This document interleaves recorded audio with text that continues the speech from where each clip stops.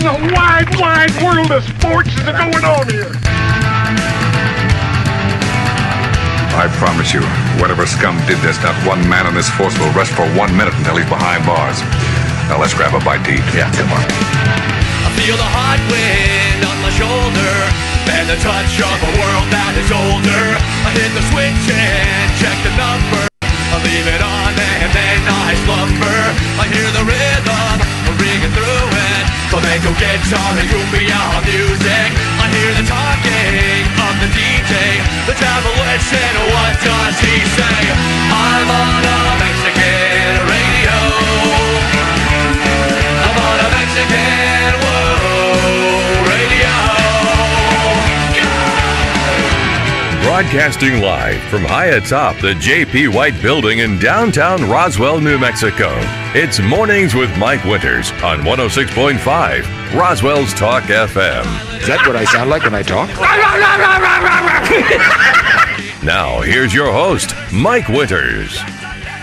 And good morning, one and all. Welcome to Mornings with Mike Winters. I am he. That would be me, Mike Winters. Happy middle of the week. Yeah, feels like a Monday. But it's not for you. No, not at all. Welcome back. Yeah, thanks. How was Oklahoma? It was a lot. Yeah. We managed to fit all of the seasons and all of the weather conditions. Yeah, so they into get one. some tornadoes going through there. Was it yesterday? It was actually Sunday. Okay. Yep, Sunday. Because, and I only know that because we had the funeral on Monday.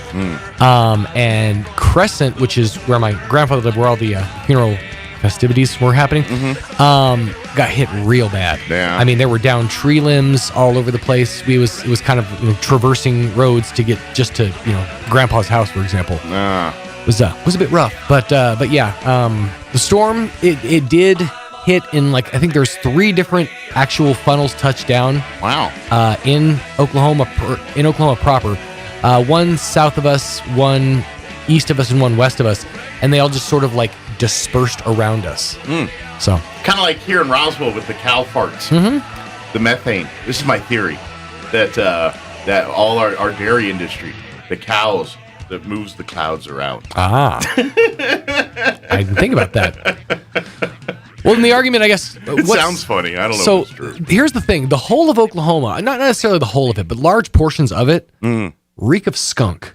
Smell like skunk all the time. Even worse since medical got approved. But especially, historically speaking, we've always had a skunk smell in the air. So, I don't know if there's something to... Skunk spray veers off tornadoes. But the problem is, I've been in so many close calls that it's a real boy who cried wolf situation. I'm not gonna be ready when it strikes. I'm like, guys, calm down. Everything's fine. Walls are collapsing around me. This is still fine.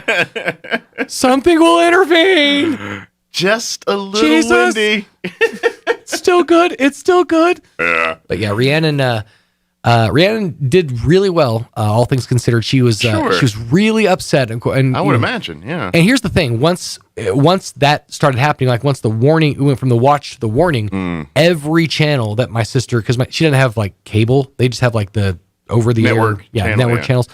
So every channel was tornado coverage. Right. So we could not get away from it as far as TV goes. Yeah. And then, granted, the olders wanted to watch the coverage and see what was going on. Sure. So we were trying to keep track. That's why you just give her the tablet and say, "Here, go watch some Paw Patrol or something." Well, so here there were storm shelters in place. We had flashlights. We were ready to go to the shelter. The problem was it was a ways away from the main house, a good long ways, and we all had umbrellas and stuff. But getting Rhiannon there was going to be a challenge. Sure. So we opted for let's wait and see what happens before we panic and go to the shelter. Sure. Let's watch the news. Let's get Rhiannon in the inside pantry that is in the exact dead center of the house. So even if the house were to collapse in. Right. Room with no windows kind of deal. Exactly. Yeah. Yeah. Well, good news is none of that was needed. It's all good. Yeah. So much to do about nothing. It was good seeing family, I hope. It was very good, that side and everything got to see some family. I haven't actually... Even a funeral situation, that's always the best time. It was funny, too. I was trying to explain it to Jasmine yesterday. Funerals in my family have become the best form of family reunions that we have. Unfortunately, your family's not alone there. There's a lot of families like that. It's a whole lot of. The last time I saw you, you were fill in the blank. Yeah, it's like for instance, my father's funeral a couple years ago. Yeah, I hadn't seen people in 20 years. That kind of thing. And it brings together family members that you either stop talking to just out of convenience or something happened. Yeah. So there's always those awkward moments. Yeah. Yeah. And you can go one way or the other with it. In my family, we tend to go both. Ours ends up on Netflix. See, ours is usually cops. It is Oklahoma, so it's pretty expected. That's right. A lot of shirtless, shirtless, toothless fighting going on. We got a standing studio. Usually over a giant bowl of potato salad. Actually, almost always. And and it was for those who didn't know, my step grandmother Duffy passed away. So it was an older funeral, a lot of older folks, and a lot of dietary restrictions. Oh, yeah. So I tried something this week that I've never tried before and don't plan on ever trying again. All right. My grandfather he loves this thing called the tomato pie. Ugh. Never had it. Never even thought about putting tomatoes in a pie. From the get-go, I'm out. Now, there's a way you can make this good. I know you're not a tomato fan. There's a way you can make this good. You can make it into like a decent sweet pie. That's not the direction it went. Imagine, because it's the diabetic or something. Yeah, it was diabetic situation. So imagine an apple pie, essentially an apple pie. Okay. With tomatoes as the apples. Oh, it was bad. Oh. It was bad. And it had pecans in it. Do you salt it? No, I don't know. I don't know. Maybe that would have made it better. I didn't think about it. But it was very cinnamony and nutmeggy and not a lot of real good otherwise. Tomatoes? With pecans in it. With tomatoes? And with tomatoes in it, yeah. Oh. Like it was. I got a text. I gotta see what this is. Andrew, he's like, oh, you don't like tomato pie? Andrea makes a great tomato pie, savory, not sweet. See, now that I can get on board with. If it's a savory tomato pie, because that's kind of what I was expecting, but you cut into it and you dive in and you're like, what is happening in my mouth right now? Oh. But it's like my grandpa's favorite pie, so my sister got the recipe and made it. Gosh. And someone didn't mess up and put tomatoes in by accident? What was great was, as my aunt comes in, she tried it, and we were all trying to be like, well, this is great, Grandpa. She comes in, she goes, this is terrible. We're like, well, it's an acquired taste. She's like, why would you acquire that taste? Why would you ever want to acquire this taste? She ain't wrong. It was, she really wasn't. It was rough, but overall, good. Well, don't need to bring that recipe to work. I don't think a tomato pie. I'm good. Not for nothing, but I kind of want to try Andrea's Mater pie now. There you go, Andrea. He wants to try your Mater pie. Got my mouth all set up for Andrea's Mater pie. Extra Mater. Extra Mater. Let me give you the rundown for today's show. Matter of fact, we do need to get this interview going. Good point. On Friday, we had Elliot Rodriguez join us, give an update and talk. He's of course the guy that helps you get your home with CMG Financial. So we're going to replay that interview for you here this hour. In the 8 o'clock hour, we're going to have Roswell Independent School Superintendent Brian Luck join us, fill us in on what's happening in the RISD and their last school board meeting yesterday. And then in the 9 o'clock hour, 9:15, we're going to have pastors Laird and Tina Cross from First United Methodist Church join us and talk about some things they've got coming up. And of course, invite you to come out and be a part. So, very good. And then we'll do all of your features and chit-chats and what have yous. And the what have yous. And the what have yous is what people really tune in for. That's right. The secret's in the what have yous. It is 7:14. Let's take a look at your weather. It's going to be cooler, and then warmer, and then cooler again. I'm meteorologist Steve Hamilton with your Pecos Valley weather. Pretty comfortable temperatures over the next couple of days with high pressure over our area. Sunshine today, our afternoon high 75 to 80. Overnight looks clear with our low in the mid to upper 40s. And then tomorrow around 80 to 85 on our highs with mostly sunny skies. Back down to 70 and sunshine on Friday. Fair through the weekend. That's your latest forecast. This is staff meteorologist Steve Hamilton. Thank you, Steve. Mater pie. Currently 50 degrees here in Roswell. Humidity is at 35%. Winds are calm at the moment. Sunny today with a high of 76 expected. Northwest winds 5 to 15 miles per hour, so not near the winds we experienced yesterday. Tonight, mostly clear. Overnight low of 44. Not quite getting freeze warnings yet, but we're getting closer. West winds, I know, matter of fact, I think Ruidoso and some parts in higher elevations in the south end are getting their first freeze warnings. We're not there yet. West winds 5 to 10 miles per hour tonight. Thursday, sunny, back up into the 80s, 81 tomorrow with northwest winds at around 10 to 15 miles per hour. Clear skies tomorrow night with an overnight low of 45 degrees. Northwest winds 10 to 15. Then back down cooler again on Friday. Sunny 69 for a high on Friday. Northwest winds 10 to 15 miles per hour. Looking at your weekend, sunny with a high near 71 on Saturday.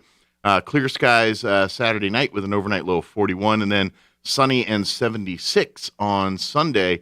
And then we're going to be floating. We're going to be floating in the low 80s for the first part of next week. 83 Monday, 80 on Tuesday. So a little cooler, a smidge roller coaster, like those little mohills at the end on those wooden roller coasters. We're going through some of those next couple days. All right, it is 7:16. Let's go ahead and take a quick commercial break. And then on the other side of the break, we're going to play our interview we had with Elliot Rodriguez from CMG Financial when he was with us Friday in the 8 or 9 o'clock hour. But we're going to play that for you next. Don't go away.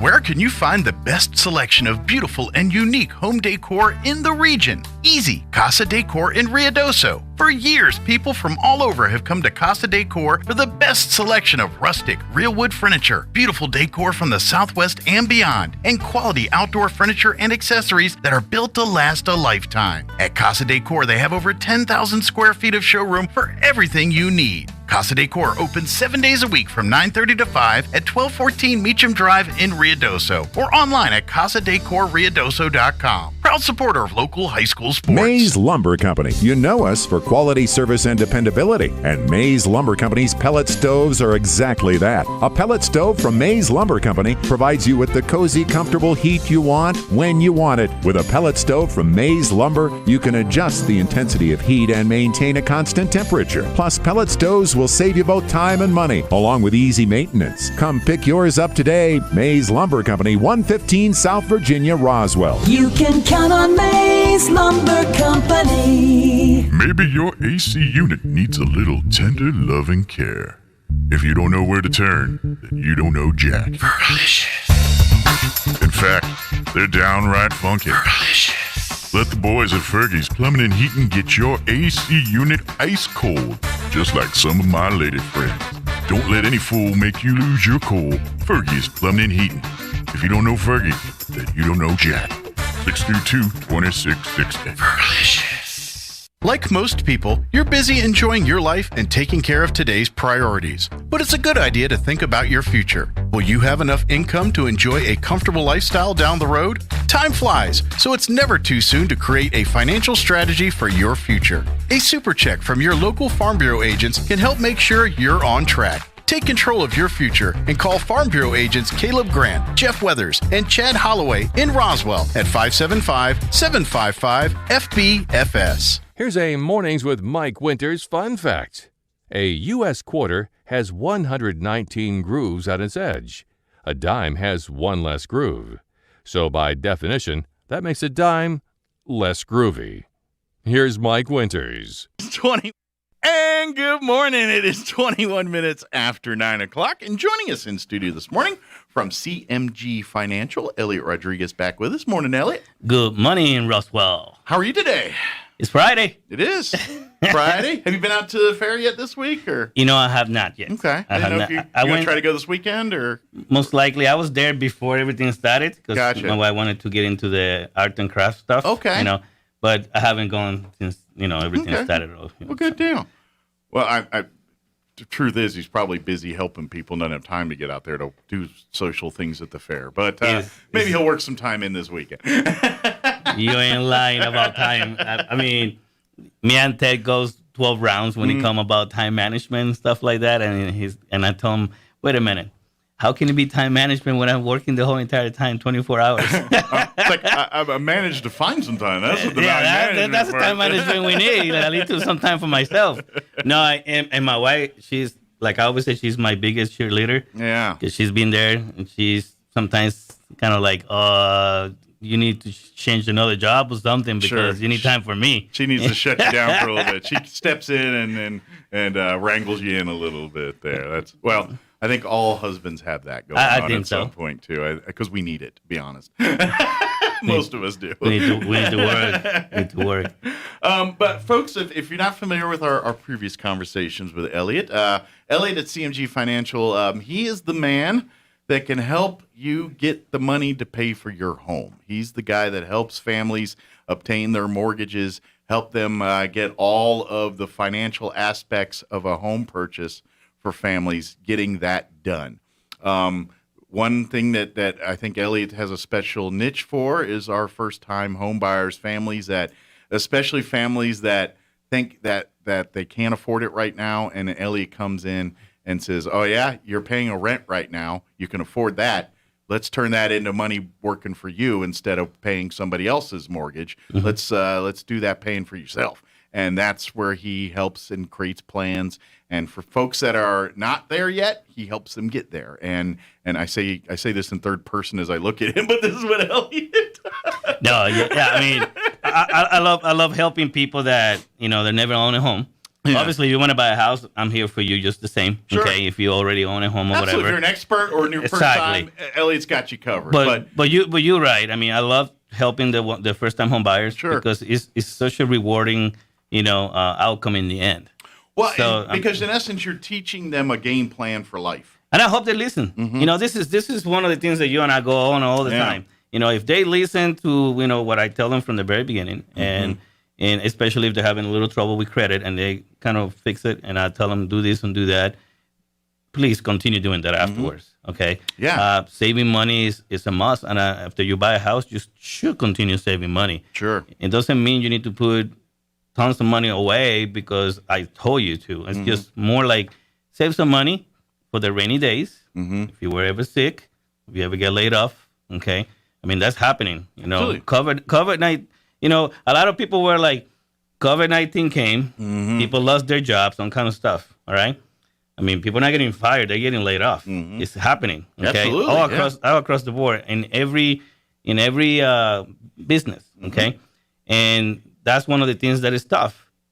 But at the same time, there's more jobs out there. Absolutely. Okay, so it may be a little what we call it an extra raise. Like it's a little more than usual, but sure. At the same time, there's also more jobs available as well. If you plan well, you're able to weather those storms. Exactly. And even if you have to go to another job that pays less, if you're saving and doing things like you're supposed to, then you at least can use that as a stopgap to bring in some income until you can get back to careers paying what you're supposed to be getting. Exactly. And this is the thing I love to say to people is we love to help others and say, hey, I'll give you this, I'll give you what you need food, I'll give you food and all this, and we are willing to help other people. But when it comes to your finances and your own lifestyle, you should be willing to do that for yourself. And this is what Elliot's really at the end of the day trying to teach you. I mean, the house is the symptom, or house is what like the paper thing or the tangible thing you're looking at and saying that's what I want.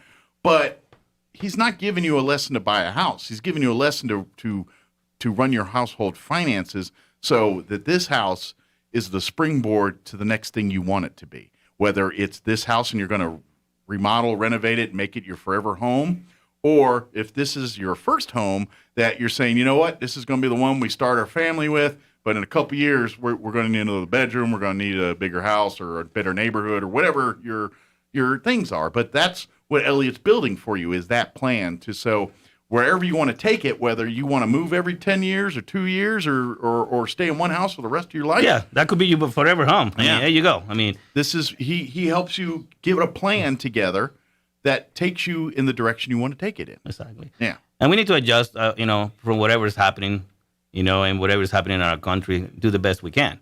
I mean, I spoke here before. I mean, this is USA. This is America. Mm-hmm. The land of the free. There may be a lot of crazy things happening, but still the land of the free. Absolutely, yeah. And the goal is to go and reach out for your dream. And if your dream is buying a home, which I will hope that's the dream for everybody, okay? Because that's one of the biggest things you're ever going to do in your life. Yeah. Okay? Everybody needs a home. You gotta live somewhere. You need to live somewhere. You're either renting, living, shacking up with family, whatever it may be. Okay, the time to get your home, like I always said, is now. Yeah. If we can get it now, let's put the plan in place. Why we cannot get it now, and let's fix it and get it there. Sure. Because once you're in, you're in. You're in. You got it. It's yours. You're building towards you. Once you get that now.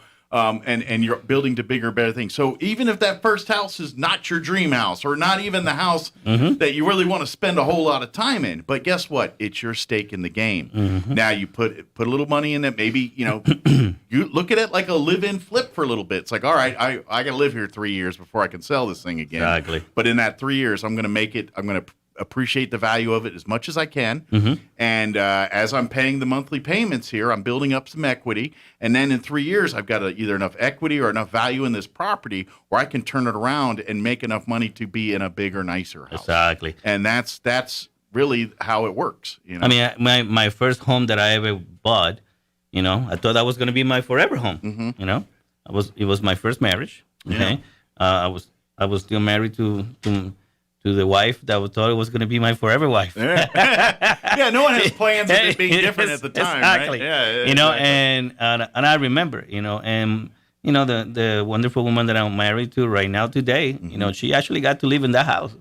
So I was thinking that was going to be the forever house, but I bought another house and I rented that when I ended up coming back to that house. Sure. So it's very funny. The point the reason that I brought that back in is because you buy a home. Hopefully that is your forever home. Yeah. But if it happens not to be, like you just said, maybe in 3 years, 5 years, maybe you have more babies, so life happens. Things take control and move forward, right? Absolutely. If that happens, then you grow, you are bigger. So now maybe you need a bigger home. If you do the right thing from yourself, you'll be okay to buy another home later. Okay. You're setting yourself up for whatever direction your life goes in later. In this country, I'm sorry, if I understand bad things happen to some people. Absolutely. Okay. But I don't believe oh my God, the world's going to end kind of deal because this happens to me. Well, you know what? Shake it off, move on. Let's go into a little preparation, little bit plan of action. You're able to navigate whatever goofiness happens. I mean, I come from very humble beginnings. I mean, I'm an emancipated minor. I started from nothing. Oh, wow. Okay. And I done. So you've been on your own for more than the average person. Oh, yes. I started, when I was 17 years old on my own, And one of the things that a lot of us, and I have to include us together because sometimes we forget where we live. We live in an awesome country that gives us so many opportunities. It's up to us to do what we need to do. Right. If you have some support and, as you go to here and there, that's awesome. Okay. I give thank you to God and thank you to some of the people that have supported me throughout my, my career and everything that I've done because I came from nowhere to where I am now and I've done pretty well, thank God, and I can complain about some things, but guess what? Nobody listens when you complain. Okay, so it's best to talk about the good stuff. Unless you're willing to listen to their complaints. Exactly. And sometimes that's never good. Right. But the thing is, this is the dreams to come true is up to you, and they're there for the taking, and that is a fact. Okay, I know our country is going through a turmoil over a lot of things for the past couple of years, okay?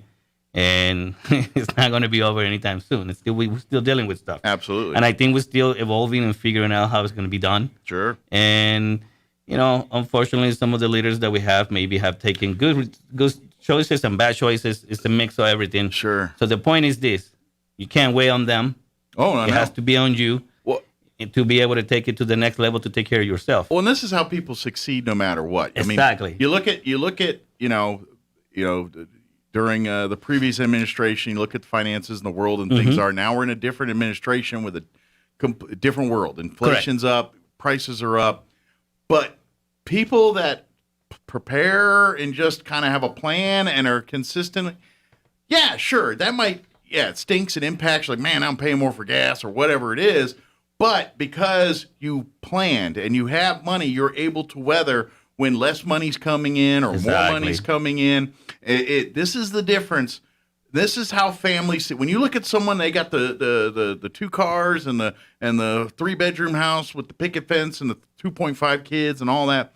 That success happens because of planning. You start out, young and hungry, and you're doing everything. You're busting your hump to try to get established. Then life happens. You meet people and you get married, and all these things happen. And but if you still try to live your finances like you're a single person in your 20s, when you're now married and have a family, you're going to be in a lot of problems and a lot of trouble. You're going to find yourself feeding yourself hand to mouth, waiting paycheck to paycheck, trying to do all that. And a lot of people live that way. A lot of people that you thought had more money than they did live that way. Correct. There are people. It's not always about the income you bring in. I know a lot of people that make 10 times more money than I do, but they're broke because they don't know how to spend it. And that's what it's all about. You can be a millionaire and still be broke. That's true. And if you don't know what you're doing. And this is what we're talking about. You take the same ideology that the people that are millionaires and just the discipline of it, and you apply that in your own world, and you're going to find that whenever they're on the news and this and job losses, that's like, man, this stinks. But guess what? It's not impacting you because you have a plan. Exactly. And that's the difference between success and failure in this country. Yeah, I remember back in 2006 and 7 when we had that issue with mortgages and all that. It's funny. That's actually when I started when I became a lender. Okay, which is funny because that means I went heads in. Okay, so I didn't walk in to see how cold the water was and nothing. I went all the way in. And I was a new lender, and I had no idea what was going on. I didn't know anything about predatory lending and all that stuff. But the reality is, it happened. Sure. Okay. There were in the lending part there were bad things, and in the borrowing side there were bad things. So it's a mix of both. Absolutely. And the thing that it was funny is that I came into the market at that time. So going through all that and learning how to do it the right way after the fact, okay, it taught me a lot of lessons, and that took me for a long time. And I used to sell vacuum cleaners, so I used to do a bunch of loans, personal loan and this and that. Sure. So I was like, I want to do bigger loans, Right. You want to never in my life thought I was going to be helping people buy houses. Yeah, you went from like $1,500 loans to hundreds of $1,000s. Exactly. Yeah. That's like, what is that? 1,000-fold? Yeah, that's huge. Yeah. But the thing is, if you follow, you path of what you need, and you have a dream, and the dream should be to buy a house together, okay? Because if you're renting or whatever, or living with somebody, you actually have a job and you're doing the right thing for yourself, you should be able to buy a house. Sure. And that's what we are here for, And that's where, if you're not quite there yet, because you learn credit the hard way, and you got a 600 or 500 credit score right now, and you're trying to get into something where lenders will talk to you. That's where Elliot will say, you know what? Give me 6 months. Give me do this, and this. Sometimes it's sooner than that. Yeah, sometimes it's less. It may be a month or a couple of weeks. Maybe it's a couple phone calls and getting some stuff off the credit report that shouldn't be there to begin with. But sometimes it does require creating a plan, because that's the key. Is if you've got yourself into a situation where you've got more money going out than coming in. And that's what happens if you're not organized or at least on top of it. That's what happens. And that's because this is going back to treating your finances like a single person versus being a family. Exactly. When you're a single person, every financial thing's pretty much going through you. So you kind of got, all right, I know I spent $10 at McDonald's the other day. It means I can't spend as much here. And so, but when you get more people, and then it's like, oh, what do you want to do for dinner? I don't feel like cooking. Let's go out tonight. And you do that 3 nights in a row, and you just dropped $100 on food that you didn't have the money for. And now you have no money. And that's what's happening is people are doing that kind of stuff. And it's about prioritizing what you do. Exactly. Plan a little bit. Okay, we got a family now. We can't go to McDonald's every day. That's too expensive. But you know what? All right, we've got a grocery budget. Let's go and that's what you got to. How much are you spending a month on this? How much are you spending a month on this? Can you spend less? Do you have to spend that much? And that's where Ellie can sit down with you and say, let's go line by line here and figure out why you're spending more money than you got coming in. A sweet lady that I did a loan about 2 months ago or so, and I think I mentioned it on a different show. she told me, you told me to save Elliot, you know. And I went to Texas, and I usually go shopping and spend this. And I went, and I stopped myself from, you know, spending a bunch of money because she was in the process of buying a house. Sure. You know, and she told me, I got this much saved. I said, you did? I'm like, awesome. That's very good. Good job. She said, Elliot, it was not that hard. You know, it's like when she told me that, it's like, okay, cool. So at least I'm not talking crazy. Sure. You know, it's all up here. The hard it's part's up to in your you. head. Yeah, it's all in your head. And like I said, you know, when I bought my first home back then, you know, I mean, I had no idea. I really thought that was, actually, in many ways, even my wife and I right now would love to have picked up the house and brought it over here. Because, you know, I remodeled it afterwards and everything, and it made it look beautiful, okay?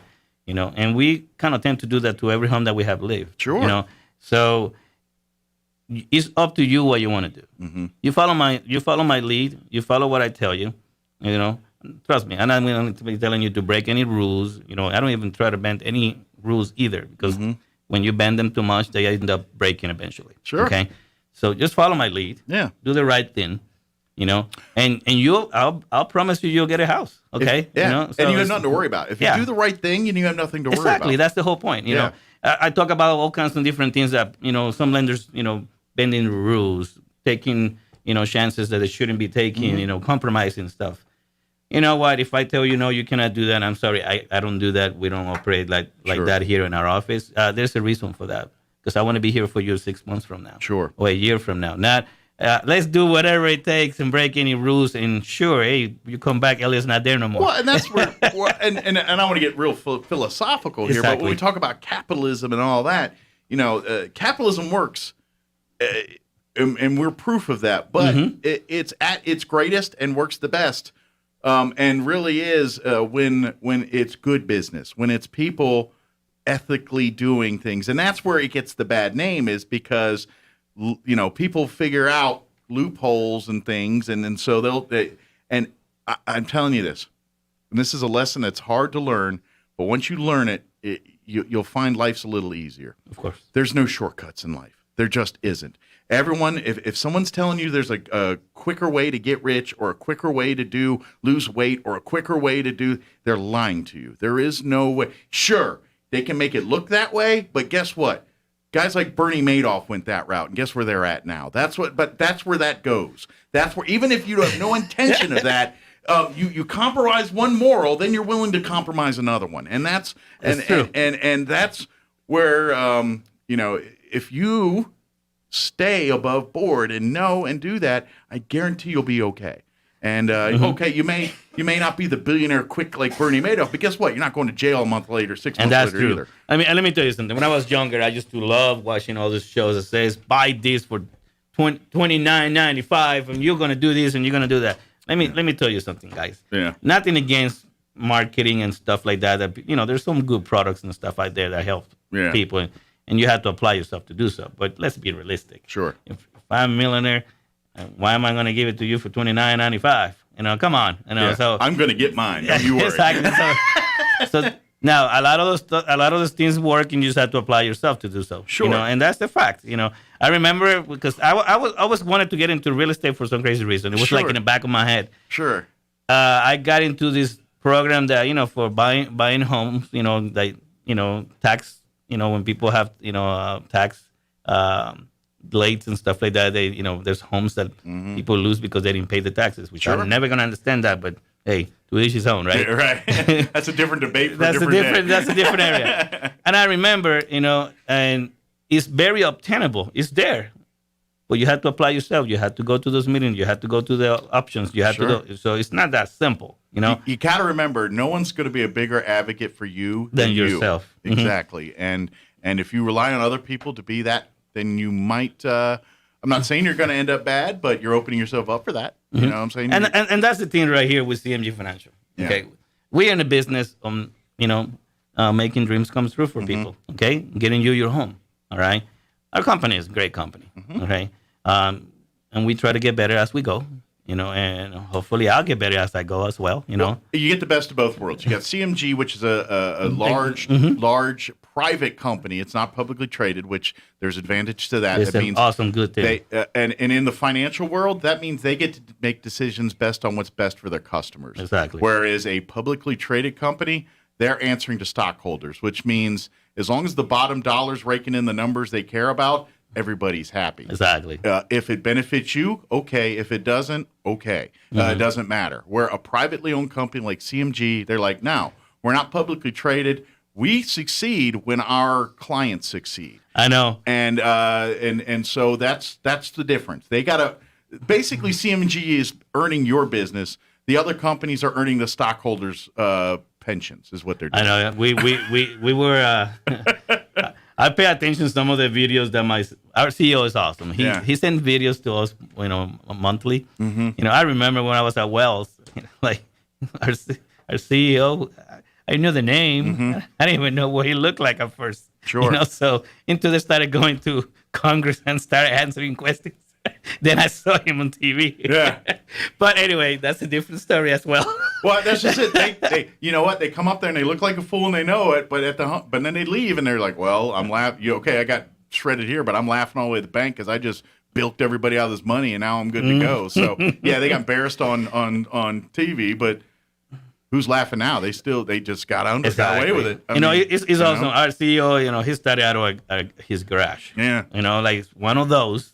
Yeah. And that's, like we were talking in the beginning of in our conversation today. It's America, dreams come true. You make things happen if you put your effort into it. Absolutely. Buying a home is just the same, and here at CMG Financial, we really believe to help you, okay? Because it's every customer, every time. Yeah. No exceptions, no excuses. We believe that. Now, you have to do what we ask you, And we have talked about a lot of different things about, first-time home buying. The first thing you need to do is to get to talking to me, okay? Even Ted, all right? Yeah. And do an application with us, and then we'll put a plan in place, to get you going.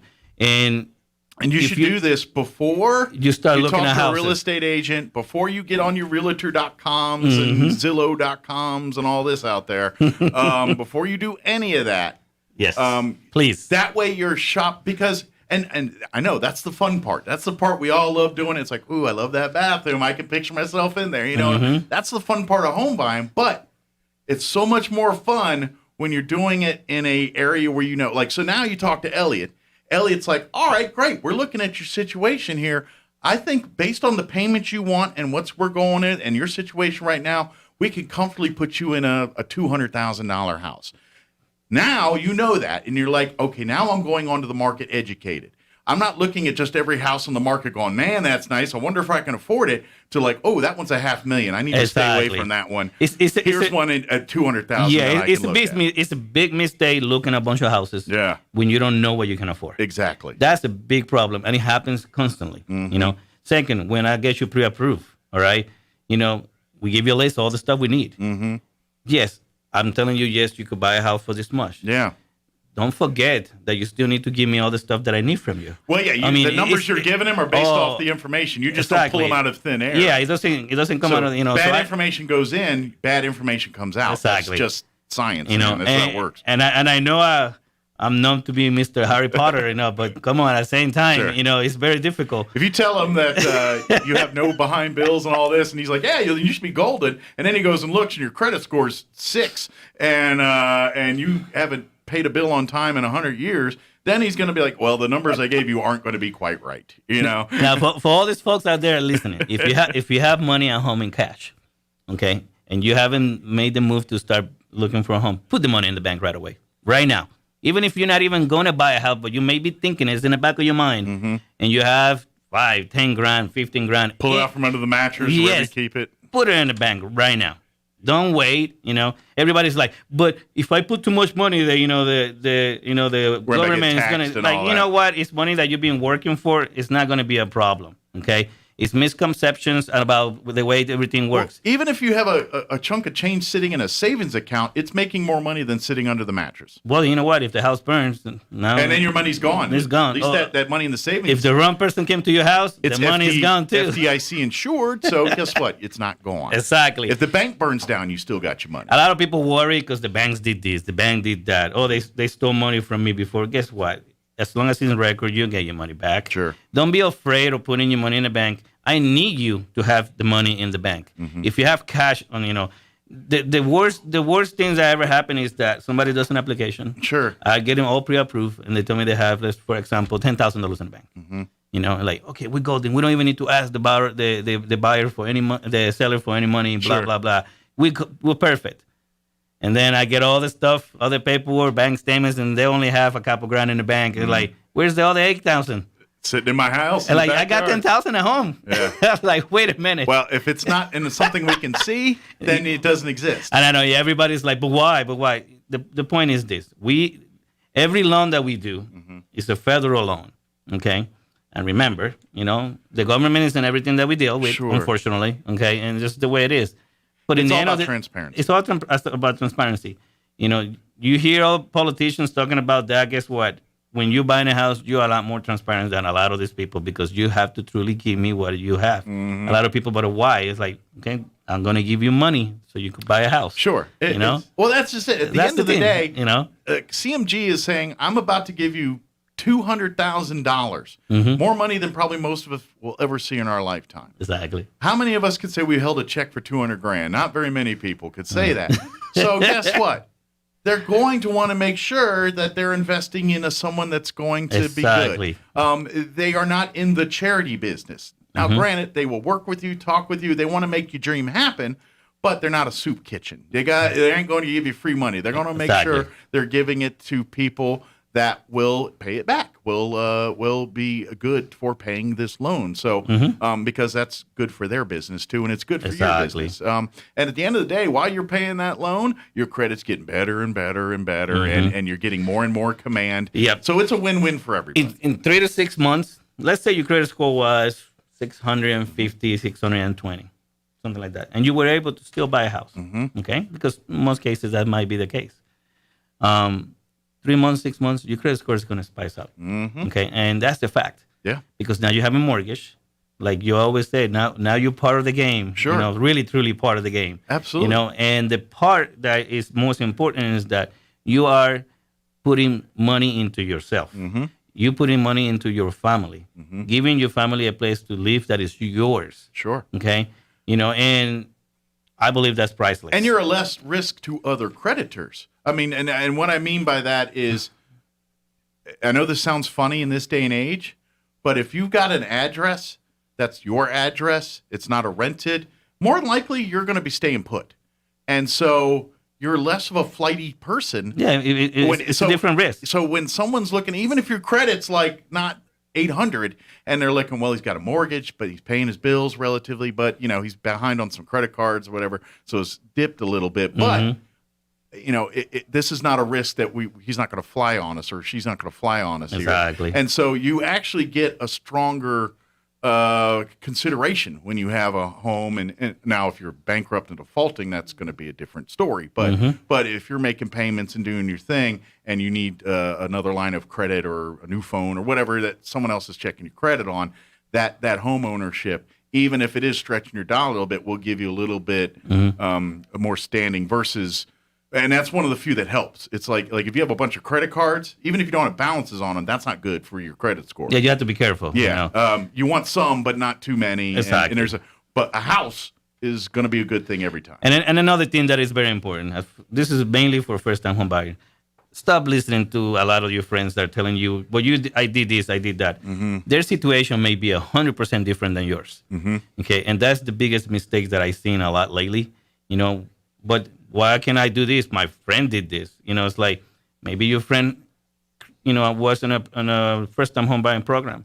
Maybe your friend has 800 credit score. You don't know that. Okay, sure. So they may be making an example of what they did, but they're not giving you all the facts. Absolutely.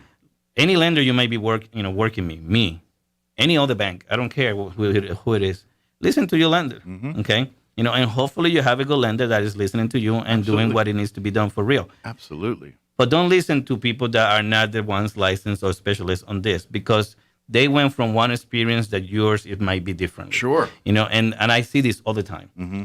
And like I was saying, if I'm asking you for stuff, okay, yes, it's something that you don't deal with every day, but there's simple stuff. Sure. Okay.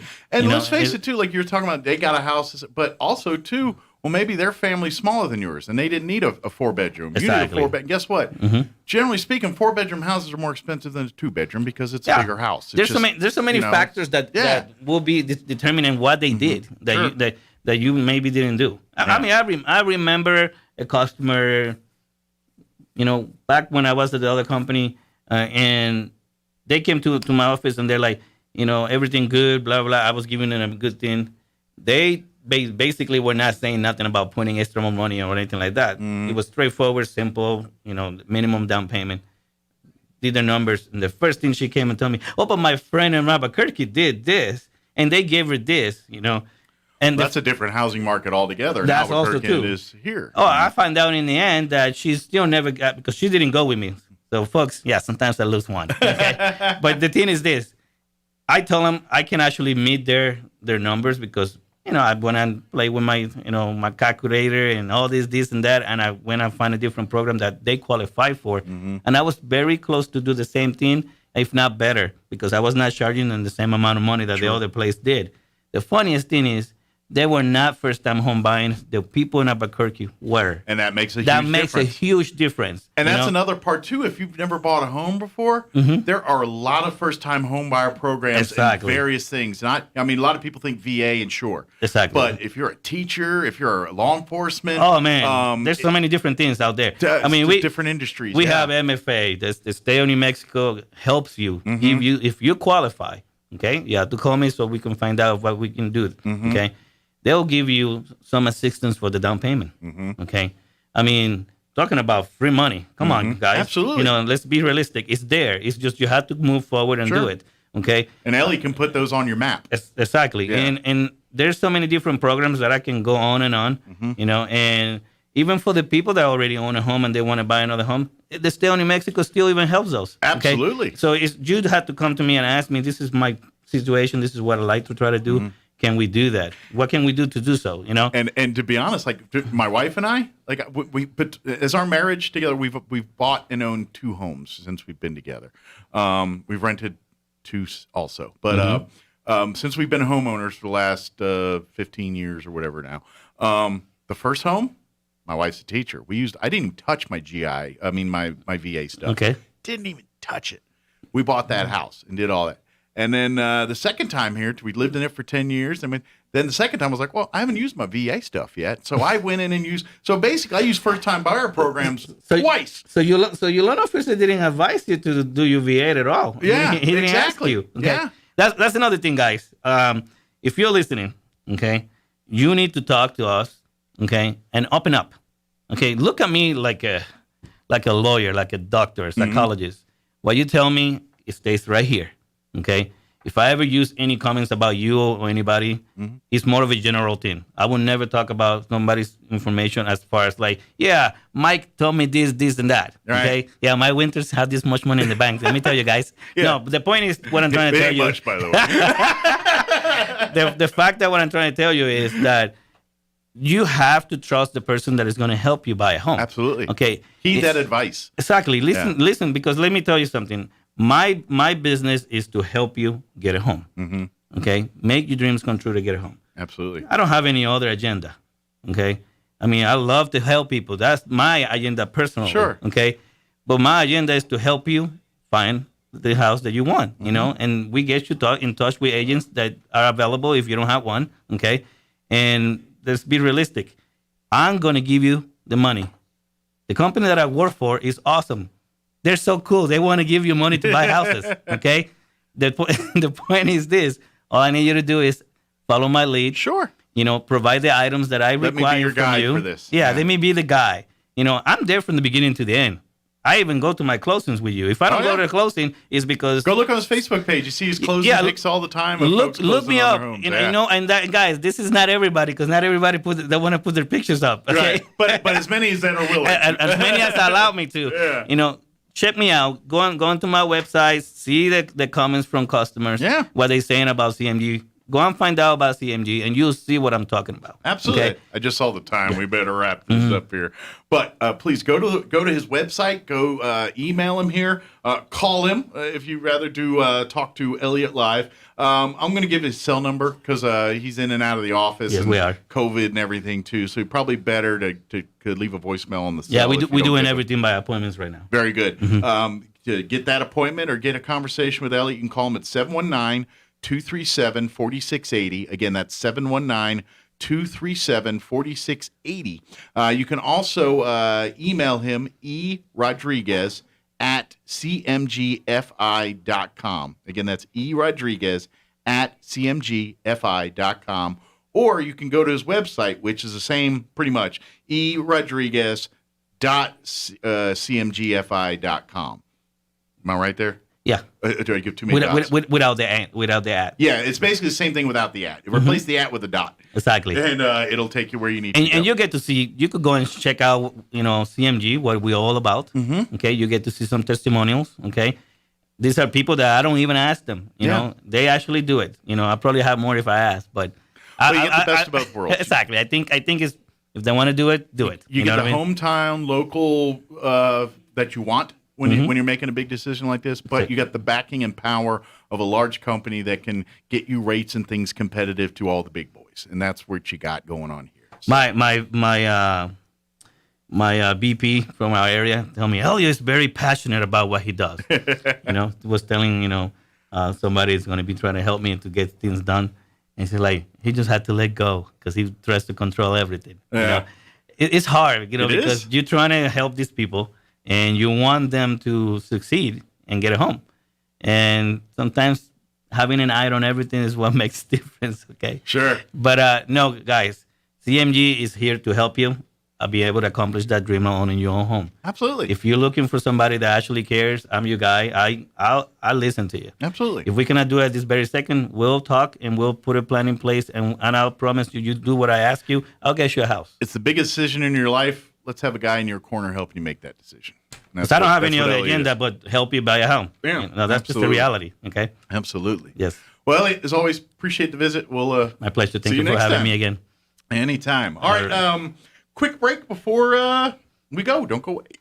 Public is invited to attend an artist lecture and an opening reception for Resonance, work by Roswell artist in residence, fellow Terry Rowland. The event at the Roswell Museum and Art Center will take place on Friday, October 22nd, beginning at 5:30 and lasting until 7. The exhibit will be shown through January 2nd. The RMAC is located at 1011 North Richardson Avenue, just north of the Roswell Convention Center. Moving to Carlsbad now, where there's new details in a suspicious death case at a city park. Police responded to Cruz Hernandez Park and found 22-year-old Eduardo Otero Jr. dead Sunday night. The officers also responded to a shots fired call in the neighborhood around the park, and a vehicle found on Mesquite Street was found left open and abandoned. Anyone with information about the case is urged to call 575-885-2111. You're up to date. I'm Jared Sorello. Welcome to DSI, New Mexico's. We help you digitally transform your business to do more, faster, and more secure. Selecting DSI gives you access to the world's best technologies, award-winning local technicians, and our commitment to the New Mexico communities we serve. One local source for all your technology products, services, and the personalized support you can only get from DSI. It's time for the Chavez County Sports Report. The Roswell boys soccer team really had an opportunity yesterday to clear some distance between them and the rest of the district foes, but it was going to be a tough task, and because it was on the road at Hobbs. Hobbs was pretty good, and the Eagles won that game by a score of 5-3. That was yesterday. Now both teams are 3-1 in district play. Also in boys soccer, yesterday, actually not yesterday, but tomorrow, you've got Goddard playing host to Artesia. Artesia. Goddard's 1-2 in district. Artesia's 2-1. In girls soccer yesterday, it was Hobbs defeating Roswell 3-1. Roswell's falling behind the pack a little bit there, but the Coyotes still 10-8 overall, 1-3 in district play. And Goddard wins its third straight, defeating Lovington 6-0. The Lady Rockets 7-11 overall, 3-1 in district play. The Sports Report brought to you by DSI. Call DSI for all your office technology needs. I'm Eric Butler at Roswell's Talk FM 106.5. Your home for Kim Commando in Roswell. 106.5 Roswell's Talk FM, KEND, Roswell, New Mexico. And good morning, closing in on 8 o'clock. Stay tuned. Next hour, about 8:15, we'll have RISD Superintendent Brian Luck join us. Give us an update there. Town Hall News coming up next, and we'll be back on the other side of Town Hall News. Don't go away. You're listening to Mornings with Mike Winters right here on 106.5 Roswell's Talk FM, KEND, Roswell, New Mexico. We'll be back. News this hour from townhall.com. I'm Rich Thomason. Inflation continues to rage. The Labor Department this morning reports consumer prices rose 0.4% last month. That was a bit higher than the August gain, fueling the largest annual increase in inflation in 13 years. The Consumer Price Index rose 5.4% in September from 1 year ago. Higher inflation will mean a higher cost of living adjustment for Social Security recipients. The biggest annual COLA increase in recent memory was 5.8% for 2009. Wednesday's number could rival that. That's correspondent Keith Peters. Actor William Shatner of Star Trek fame about to blast off aboard a Jeff Bezos Blue Origin rocket. Best known for his role as Captain Kirk, the 90-year-old Shatner is joining 3 other passengers for this morning's launch from West Texas. The White House says the Port of Los Angeles will become a 24-hour, 7-days-a-week operation, an attempt to ease a supply chain crisis that has resulted in higher prices and empty store shelves. Ports in L.A. and Long Beach, where they started operating 24/7 last month, account for 40% of all shipping containers entering the U.S. As of Monday, there were 62 ships there and another 81 waiting to dock and unload, according to the Marine Exchange of Southern California. The administration also says Walmart, Target, Home Depot, Samsung, FedEx, and UPS are all increasing their hours to move the products. I'm Julie Walker. With all Republicans voting no, all Democrats casting yes votes, the House has given final congressional approval to a temporary $480 billion hike in the government's debt ceiling. The move does stave off default, but Congress will have to grapple with the issue again in December. Wall Street, the Dow down 163 points, the Nasdaq 48 points higher, the S&P 8 points in the red. More on these stories at townhall.com. Hey, I'm Andy. If you don't know me, it's probably because I'm not famous. But I did start a men's grooming company called Harry's. The idea for Harry's came out of a frustrating experience I had buying razor blades. Most brands were overpriced, overdesigned, and out of touch. At Harry's, our approach is simple. Here's our secret. We make sharp, durable blades and sell them at honest prices for as low as $2 each. We care about quality so much that we do some crazy things, like buy a world-class German blade factory. Obsessing over every detail means we're confident in offering a 100% quality guarantee. Millions of guys have already made the switch to Harry's, so thank you if you're one of them. And if you're not, we hope you give us a try with this special offer. Get a Harry starter set with a 5-blade razor, weighted handle, shave gel, and a travel cover. All for just $3 plus free shipping. Just go to harrys.com and enter 3388 at checkout. That's harrys.com, code 3388. Enjoy.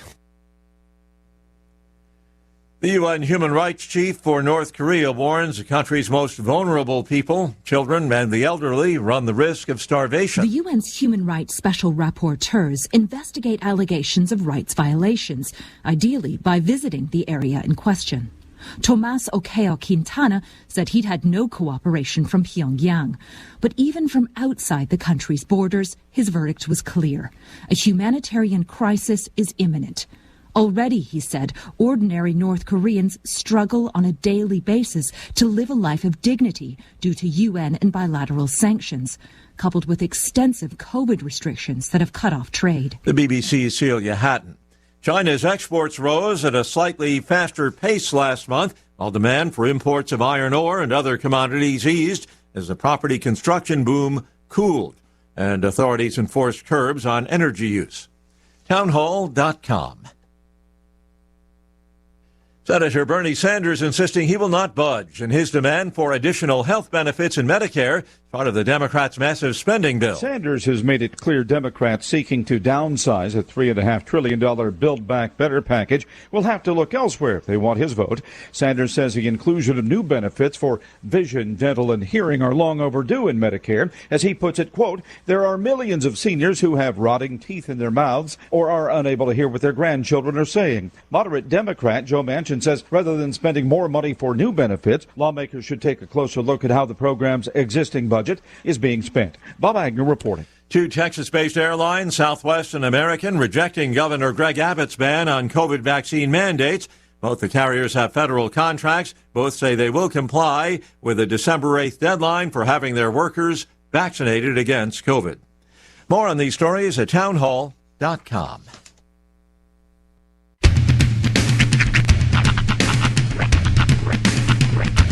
What in the wide, wide world of sports is going on here? I promise you, whatever scum did this, not one man in this force will rest for 1 minute until he's behind bars. Now let's grab a bite to eat. Yeah, come on. I feel the hot wind on my shoulder and the touch of a world that is older. I hit the switch and check the number. I leave it on and then I slumber. I hear the rhythm ringing through it. Flamenco guitar and cumbia music. I hear the talking of the DJ. The Travelician, what does he say? I'm on a Mexican radio.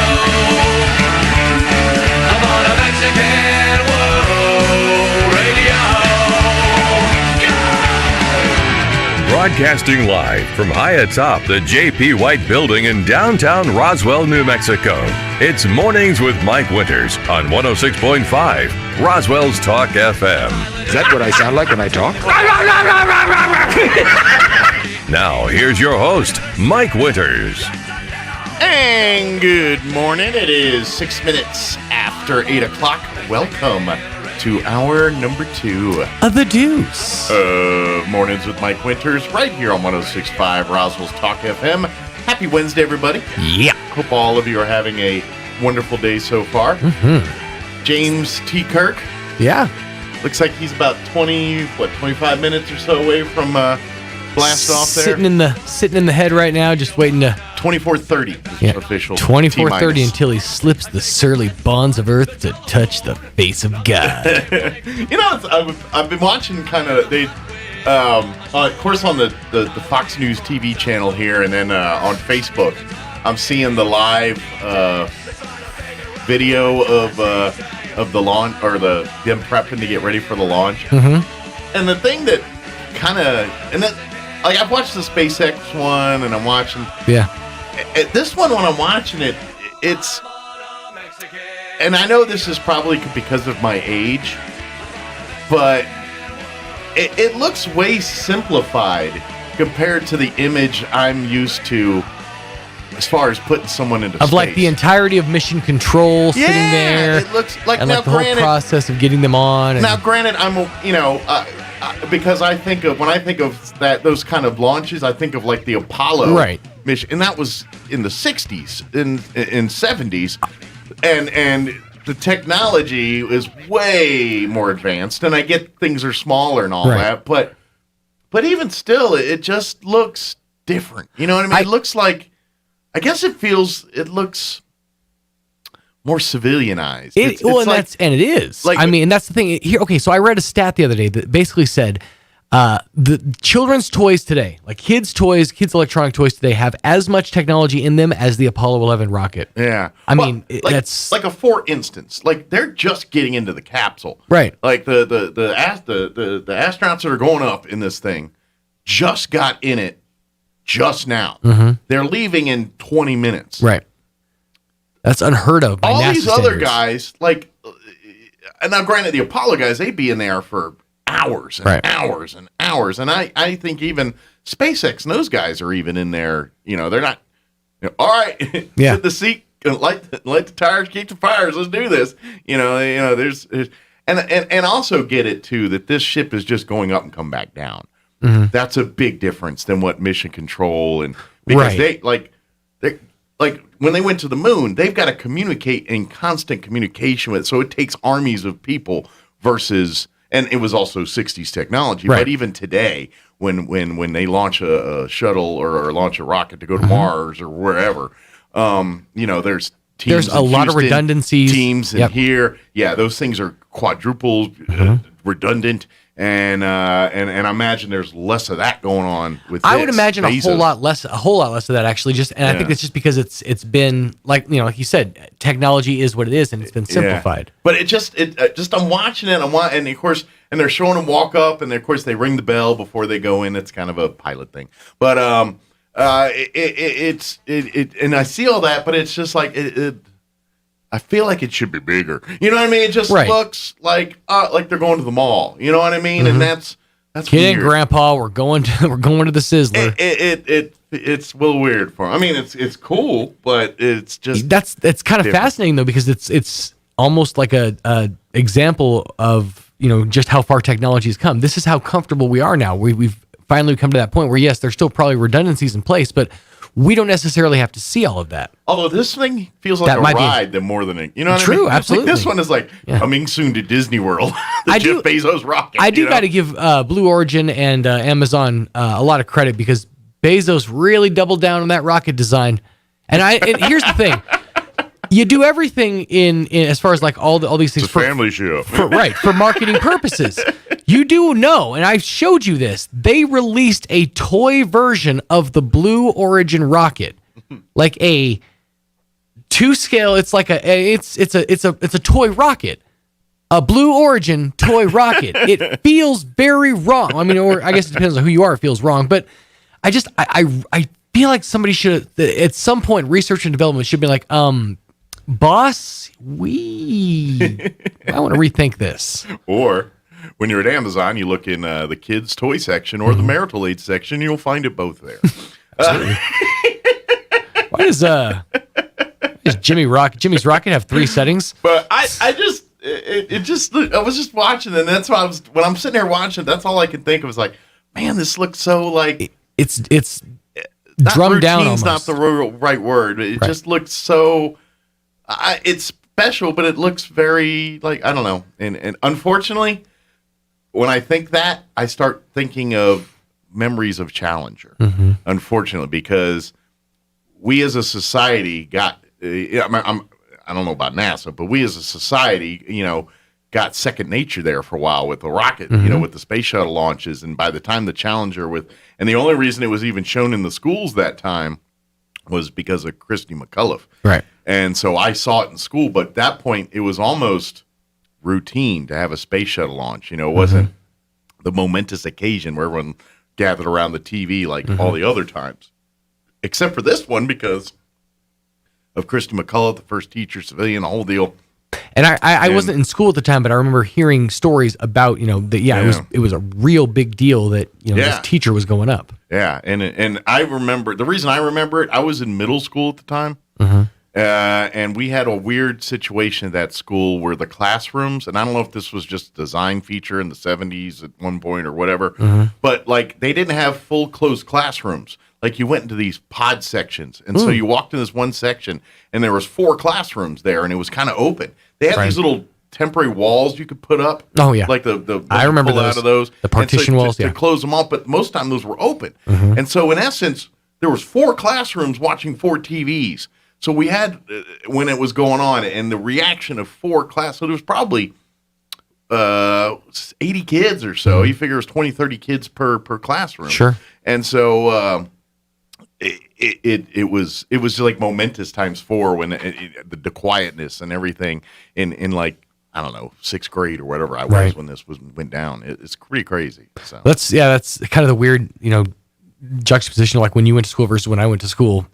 Ours was, we didn't have the pods, which that actually kind of sounds, like a neat addition. Well, I would think as an adult, how do you teach kids when you got 4 teachers in basically one big room teaching? That's kind of distracting. It is, which is why I would think you would teach in the round. One teacher just teach all of them. Well, they weren't necessarily the same class. I know, that's what I'm saying. Yeah. Teach them in sections. Yeah. Come over here, give them a little math. drop over here to do a little science. Yeah. Hit him with a little geography and some history over here. Yeah. But no, we had the one TV on the squeaky cart that was strapped down. They would squeaky, squeaky, squeaky, squeaky, wheel into the classroom. Yeah. And we would watch Channel 1. And then what was the other rocket launch that happened? There's quite a few. Well, the other one that was a tragedy? Yeah. The Columbia. The Columbia. Yeah. Right, I was in school for that one. And I was in the military when that one. Yeah, that one was tough. Yeah.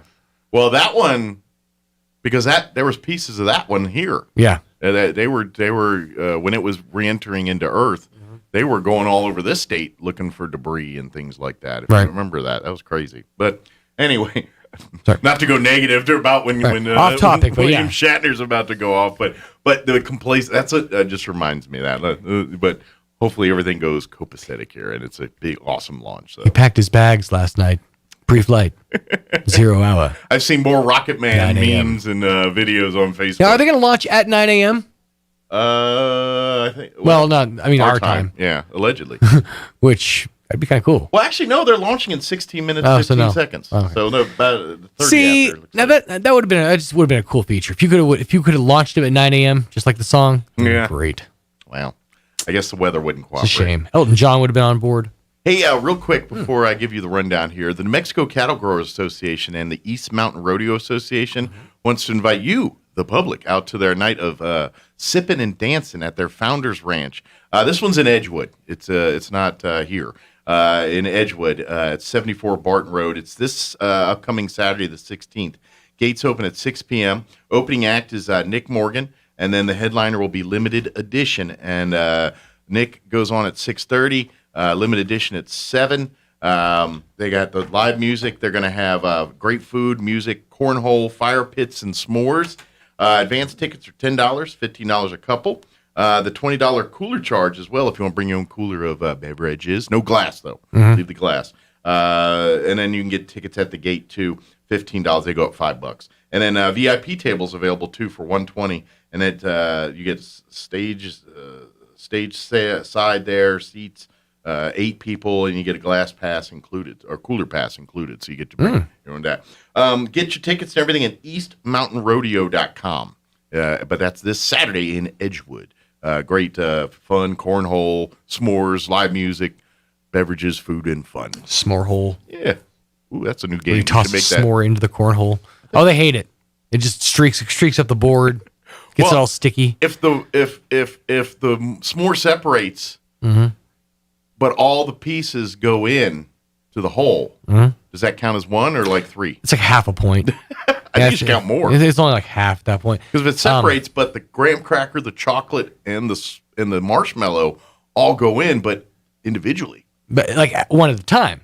Like a Blue Angels throw up, but see and what they you're separate and then fall in. But what you're getting in that case is is a really bad streak situation because each individual ingredient is going to streak up. So you're going to get a marshmallow streak, a chocolate streak, and nobody wants a chocolate streak, especially not near your cornhole. No, well, one would provide friction, the marshmallow, I think. The other would provide lubrication. That's true. So I don't know.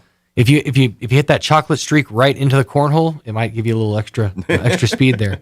I want s'mores now. Hey, let me give you the rundown. We'll get you up to date here with the weather in just a minute. Then Brian Luck, superintendent for the Roswell Independent School District, will join us here in just a few, and we'll get an update from him. Then later on, we'll get you up to date with the Town Hall business update and whatever else we can come up with for today's show. Before we do that, though, let's get you up to date on the weather. I'm meteorologist Steve Hamilton with your Pecos Valley weather. Pretty comfortable temperatures over the next couple of days with high pressure over our area. Sunshine today, our afternoon high 75 to 80. Overnight looks clear with our low in the mid to upper 40s. And then tomorrow around 80 to 85 on our highs with mostly sunny skies. Back down to 70 and sunshine on Friday. Fair through the weekend. That's your latest forecast. This is staff meteorologist Steve Hamilton. Someone needs to tell Steve fair was last weekend. Just kidding. Joke. Currently 52 degrees and fair here in Roswell. Humidity is at 32% with west winds at 3 miles per hour. Sunny and a high of 76 today. Beautiful day, my opinion. Northwest winds not as bad as yesterday, 5 to 15 miles per hour.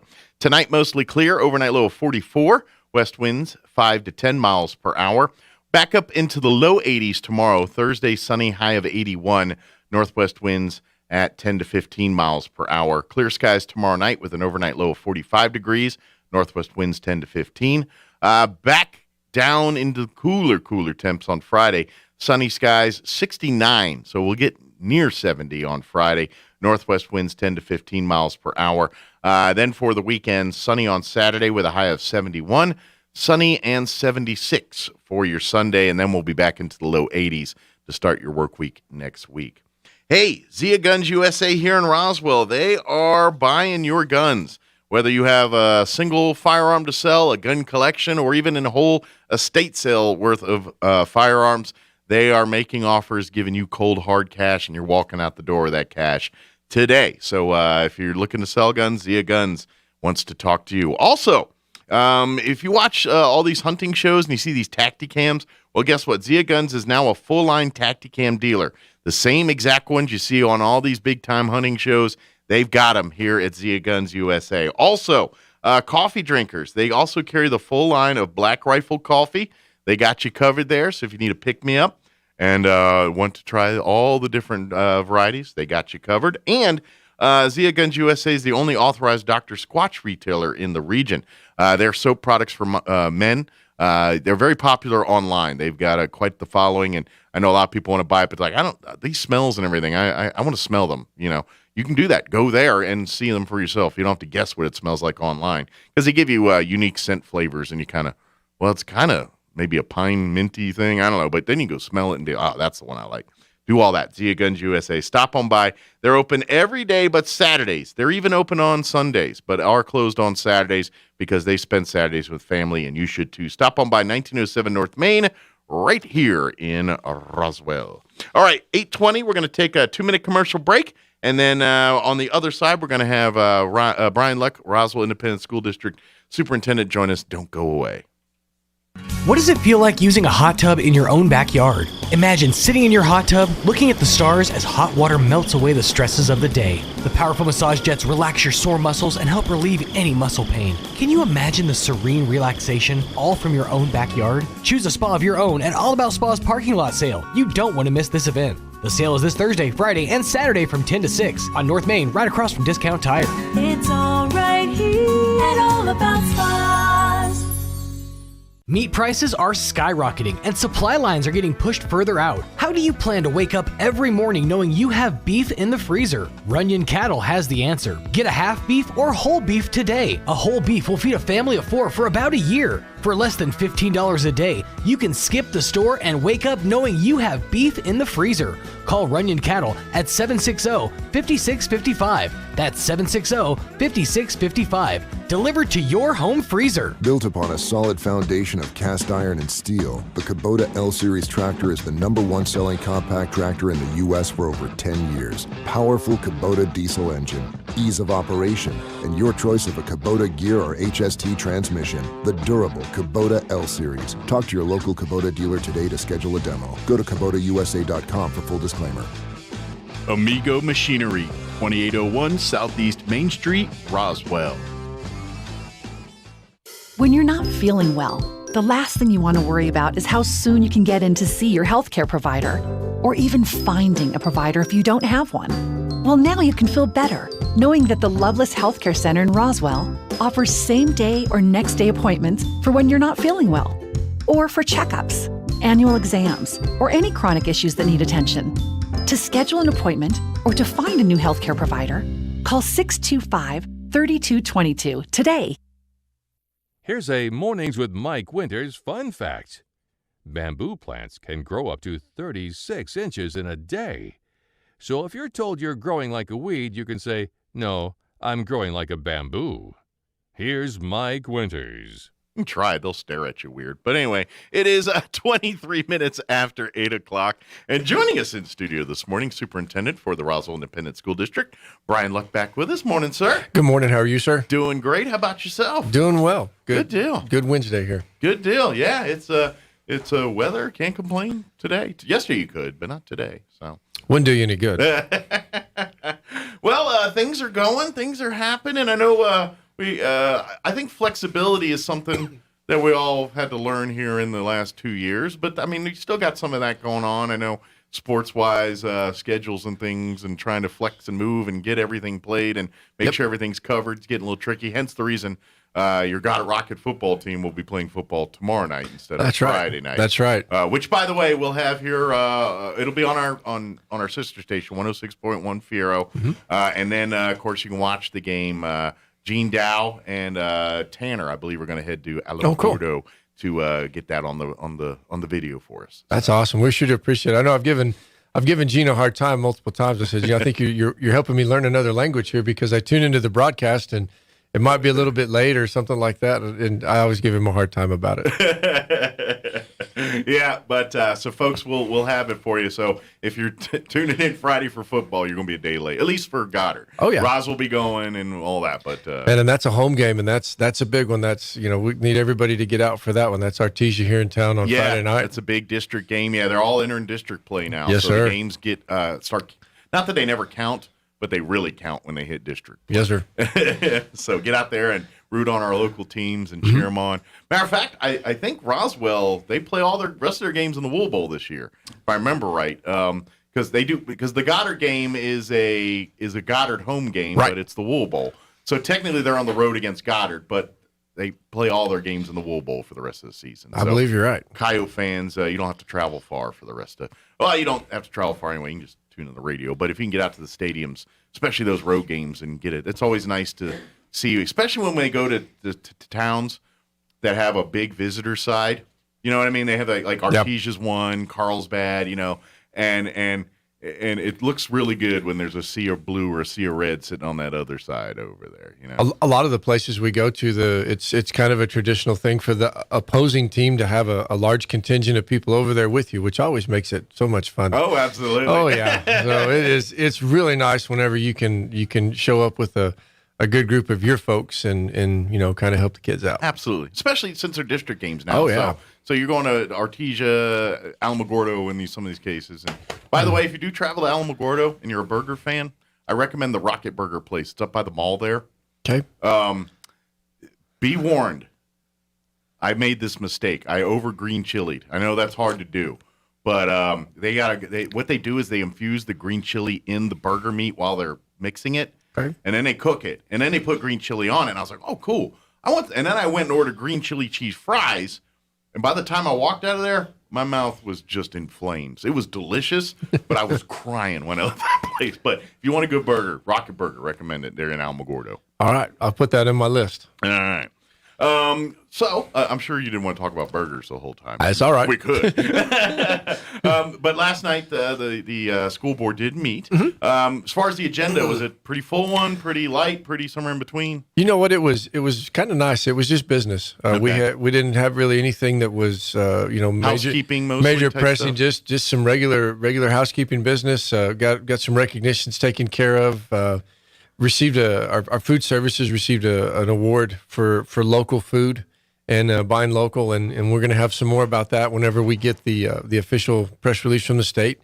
But it's sure nice to walk into our cafeterias and see local grown produce and fresh fruit and working with the folks out at Graves and other local vendors. It's really nice and it tastes so good. I remember being in the schools and just kind of hating the time whenever the frost comes in and we don't have that anymore. So got those honored. Had an approval for a dance team trip, hopefully coming up here. Just for Charlie's Angels? Charlie's Angels up, hopefully. They do a lot of traveling because they got a lot of recognition nationally. They do, and they've got a lot of work to do, and to be able to start that fundraising, we have to get the approval. That's the problem with being good. You're always gotta keep getting better to stay on top, and everyone's gunning for you. Yes, so sir. they've set the standard, and now we're keeping that tradition going. And so it's great to see that they're going and doing it. Miss Castro does a great job with that, and she's getting to be an old pro at getting them down there to Florida and knowing what they're doing. And it sure is nice. I mean, they came in, they had all their stuff in line, and went ahead and got the approval. We did have to kind of hit the with a special note that we'll have to follow all of whatever guidelines we've got to follow. And the COVID caveat. That's but if we'll abide by whatever rules we need to abide by, and they're willing to be flexible. Sure. Again, there's that word again. And So. I mean, not to get political, but based on going to Florida, I think their rules are probably not less stringent than what they are here, is what I'm thinking. So, Well, and the one thing that we don't have an answer back on yet is as we do that type of travel, do we have to adhere to the rules of the state we're going to, or do we still have to abide by rules? New Mexico. Yeah, and the I know the answer going to tell you, but I know the answer that it should be. Well, I have no comment there. The big one for us is, and it's something that has come up across the state, which is our guidelines right now on spending the night. And so that's something that our district has had to look at. I know Coach Cooper with the athletic department he's pulling his hair out I would imagine. trying to get our kids to tournaments. And in the fall, it's not a logistic nightmare. It even is. in a normal world. Well, and then add COVID, it's 10 times. No, 10. absolutely. And the limits, if you're not vaccinated, you're going to be in a room by yourself. And that's tough. So, like I said, Coach Castro and her group pulled them aside and kind of talked to them a little bit. And they said, that's not a problem. Gotcha. And I said, well, that's great. That's good. So, Good. but just a lot of regular business type stuff. Good. Well, and that's how things get done. We work, we talk, we figure it out. That's how things get done. And sometimes you gotta put your head down and work, and kind of not tune into the distractions that can happen from time to time. There. So, good deal. Kind of getting back to the food thing real quick. Do you guys envision because obviously there's so many mouths to feed in the Roswell Independent School District on a given day, it would be next to impossible to do that with all local grown. Right. I mean, that's sure be nice. But I mean, do you see a trend where we're in the future, and say 20 years down the road, where that percentage is closer to 50-50 maybe, or much higher than what it is today? I mean, do you think that we're going in that direction? Wouldn't that be nice? Yeah. I know it was the whole food services industry for the school district. Mm-hmm. I think that has been something that if we could not shed enough light on that, if we tried right now with everything that we've gone through with COVID. I mean, from the get-go, we've been doing grab-and-go lunches. Sure. It amazes me how many meals the cafeteria at Goddard and the cafeteria at Roswell High, and then you've got a couple standalones that produce their own food, but just the volume of food that is served, and then you get a break in time where you're having to provide meals, multiple sets of meals that go out to those families on a one-time basis, and they pick up 4 or 5 days worth of food, and it is mind-blowing. And I said, it's something.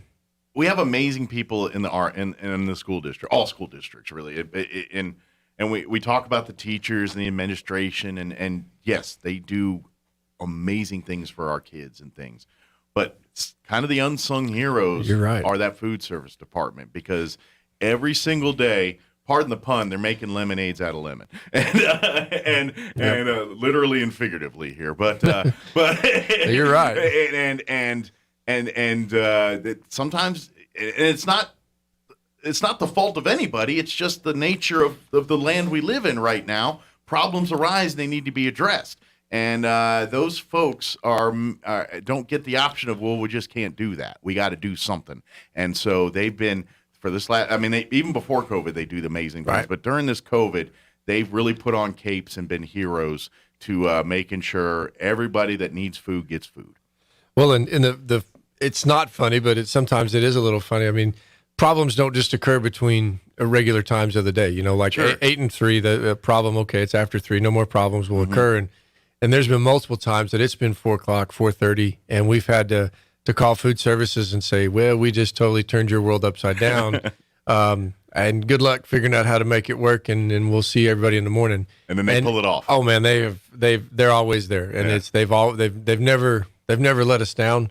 That's just a solid thing you can depend on. Absolutely. And as far as your question about the local, yeah, it would be really nice. Yeah. I know we try as much as possible. Sure. And then you're at the mercy of supply line and and two, it's really nice. As far as being able to walk in and the kids walk up and they're just like, man, this is really good. Yeah. And it's like, well, it's local, and you probably could go out and buy some more of those, and we encourage you to do that. Sure. Because they they helped us out. I'm just wondering if this is like that lesson learned from COVID that we take out of this and we say, we had to get creative with where food came from, using more local resources to do that. That's a good idea. Maybe we can incorporate some of this in the regular work when we're not worrying about COVID anymore. I just think that, this is one of those things that we've learned that, hey, maybe this is an opportunity. Could be. Yeah. Could be. Yeah. I know the teachers, it's fall time of the year. It's, early to mid fall and you look forward to. And that's the thing that I'm looking for is, well, where is that? And we come to expect, and then, from coming to expect, you try to figure out ways to make everything work after that. Well, and I think it's so important, when we talk about, education and everything, and I think even more so for kids today than even our generations and generations before us, because technology is so much more advanced today than it was when we were kids and certainly when our parents were kids. But we grew up knowing, hey, you want a carrot, you better grow it, or you want some beef, you better, you know what I mean? Whereas today the concepts of kids, like, you go to the refrigerator to get food, and so you really need to educate kids in the classroom. It's like, no, this is where food comes from, but here's the differences between some processed food and what's natural food, and why this is a healthier option, and why you can do this. Finding that balance between convenience and nutrition, and understanding how come that carrot that there is different than this carrot, and why they're not the same carrot, and all that, and to understand all that, and I think introducing growing foods and where food comes from in the classroom will put that education in, so they don't make, hopefully as adults they make smarter choices on what they put in their bodies and things. Well, where do they grow the 2-inch carrots that you get in the bag? Yeah. I mean, what exactly. What farm does Where's that those come? baby round ones come from? What farm does that come from? And one of the neat things is we've got several agencies in our community, and I know with the fair just wrapping up, we had some of our pre-K kids go out there, and they got little demonstrations and the gosh, I'm going to mess it up. I know the home economics people, and they put on the deals and show the kids, and it's like you said, it's interesting. It's a different time. Yeah. Meat comes from somewhere, not just the fridge. And we had a really neat picture of a visually impaired student that had never seen a cow, and actually we've got a photo of him with his arms up around. Touching and petting the cow. And just the expression on his face is really neat. You're just like, well, you forget about that. Sure. You just assume that everybody has the same sets of thoughts, and absolutely. And it's easy to do. And as adults, we forget it even more. And that's, you forget if you've never been exposed to something, then how are you supposed to know what it is? Mm-hmm. And just because it's common knowledge to a lot of people doesn't mean it's common knowledge to everyone. Mm-hmm. And as you get older, you learn that, and that's parents get it more than non-parents, I think, because as you're raising kids, you get these little reminders all the time. But people without kids, maybe they learn it differently. Well, and that's interesting that you say that, because that is, you just like teed that one up for me so well, because one of the things that we are still working with is, and I hate to keep going back to COVID, but COVID just did a massive reset. Sure. As far as having to adjust of a traditional mindset of the way things we can do in school and the way things are going to be now. Mm-hmm. And it has done that even here in town with our community as well. Things are they're just different. Yeah. And it doesn't make it wrong. It just makes it different. And the things that we can get back to that were proven and worked, we get back to those. Absolutely. And then, just to, like, again, that flexibility word, but it's changed a lot. Absolutely. And this is, and if I say anything out of place, please step in here. But I really want to stress this, and I've said it before, but I want to say it again. But when it comes to education, our kids right now more than ever, this should be all the time, but now more than ever, the school districts, and this is just RISD, this is across the board. School districts, it's the COVID world, like everything else. They're stressed to the points of, people are at maximum capacity doing what they can do. They're short-staffed across the board like they were everywhere else. But But basically, the RSD and school districts across the country are doing as much as they can with as little as possible. So why I'm saying this is that because patience and things like that tend to get lowered in these situations. Things that may have happened quicker a couple years ago, it's taken a little longer now because of personnel, because of the logistics, just what it is. Now more than ever, parents need to be as active as possible in the role of your education. That you got to work in concert with your teachers and staff, not against them. That's I feel we almost get like we all have a mindset of everybody. I get you want to look out for your own. That's that's something we all do. But we got to remember we're all trying to do the same thing here. Instead of button heads, let's come together and say, look, these are the variables. What can we do together as our team at the school and in your team in the house to get us on the same page? And so when you're having your parent-teacher conferences, I know you just had a round here. You got more coming, I'm sure. Let's go in with those mindsets because we're all trying to. We all want success for everybody. We all want the great results that comes from this. And the only way we're going to achieve that is if the parents, teachers, everybody are on the same page with your children. And let's next time you come guns blazing, come think there a little bit like let's understand everything and then let's try to solve the problem rather than just guns blazing from your perspective. Okay, there's a local business, and I won't mention which one, but if you've been by it, you've seen this sign on their window. Basically, it says, basically, be kind to the people that showed up to work today. At least they showed up. Exactly. And that goes both ways. Yes. As far as coming in to visit with a teacher. Yes. That's your child's teacher, and that's they're doing the best they can. Sure. And they're going to treat you with respect. Right. Please, well, and then flip the script from the teacher side of it. This is the parent that wants to come in and get involved, and it's there's not. That's not always the case. It's not always the case, yeah. and that's a tough one. And again, it's just the more I've thought about it, that's just really good advice right now.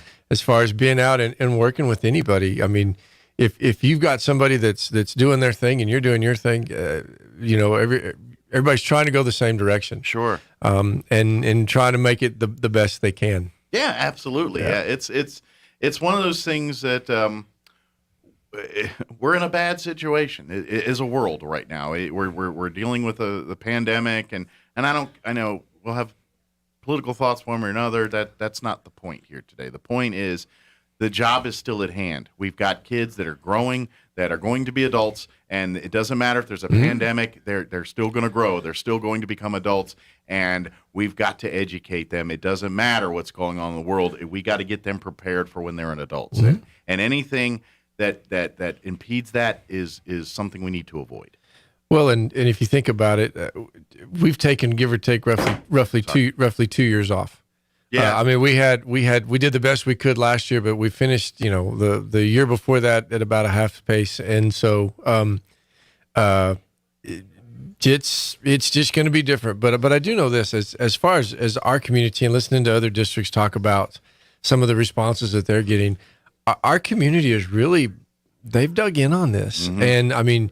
We're going to look up here in another couple of weeks. It's going to be November. Yeah. And we've been in school since August. Yeah. We've had roughly 3 major shutdowns.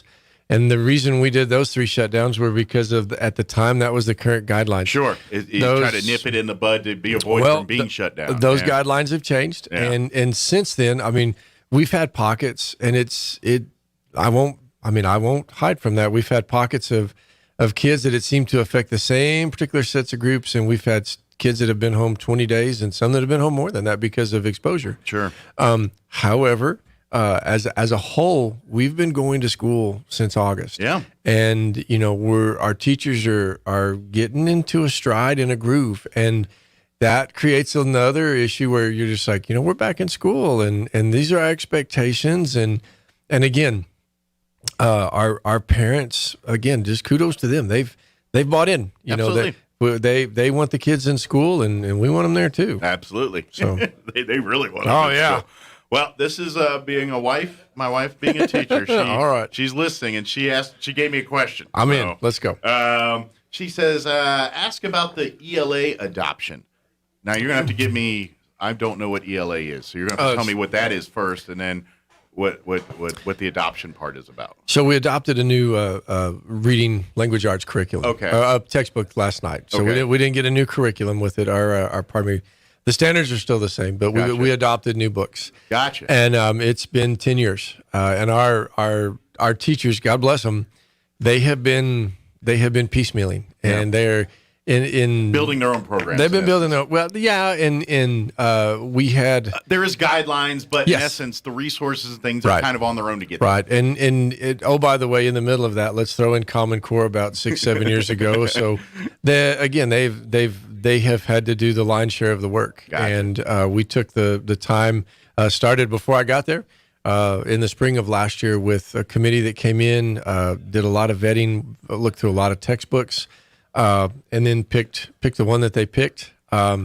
We went before the board a few months ago, and there were some concerns that the state had not released their approved books. Okay, which put everything else behind, right? And if the book had to be on the list, and so there was a little bit of concern about that, and then some time for some professional development. So we backed off.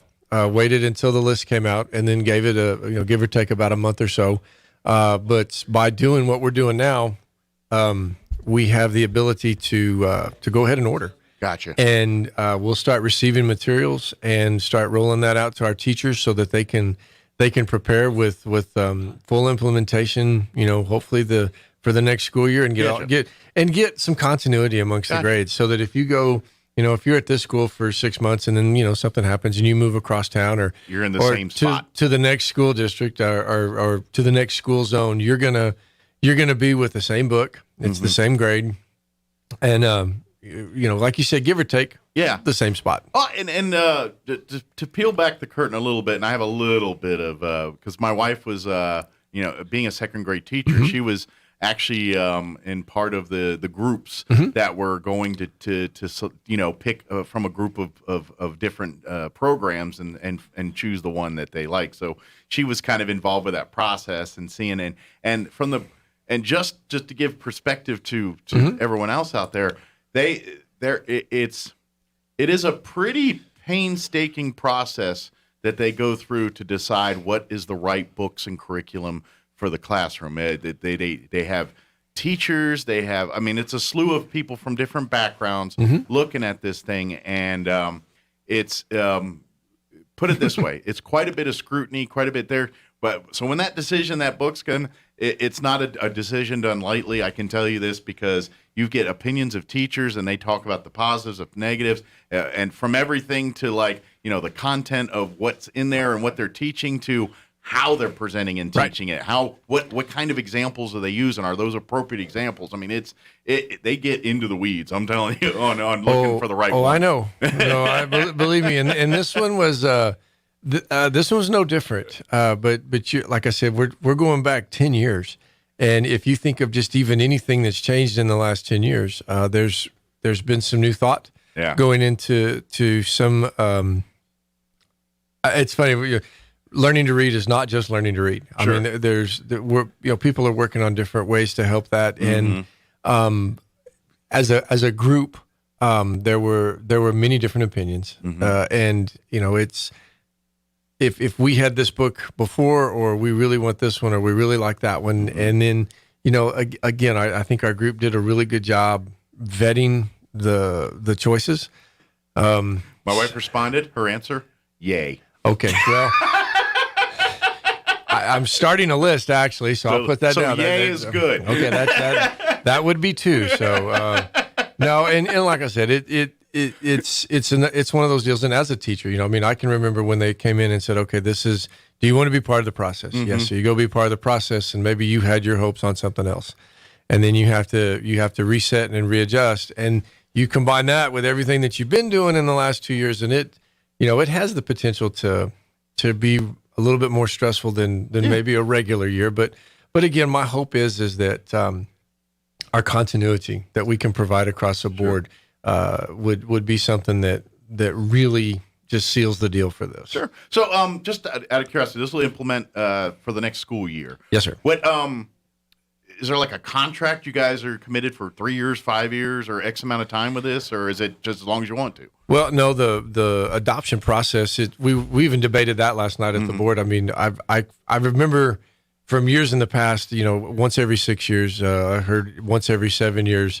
I think the big one for us is that we just can't go once every 10 years again. I mean that's too much. Well, and again, we're back to COVID again. That put things on hold. Sure. And as you put the ELA on hold, then you're going to put the social studies and the math and the science and all of those get shuffled back. And sure. And you start looking at things.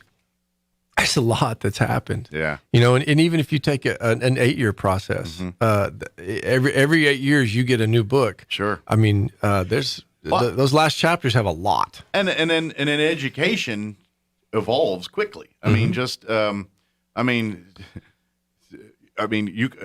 obviously you think math, science. Obviously, you look at those worlds.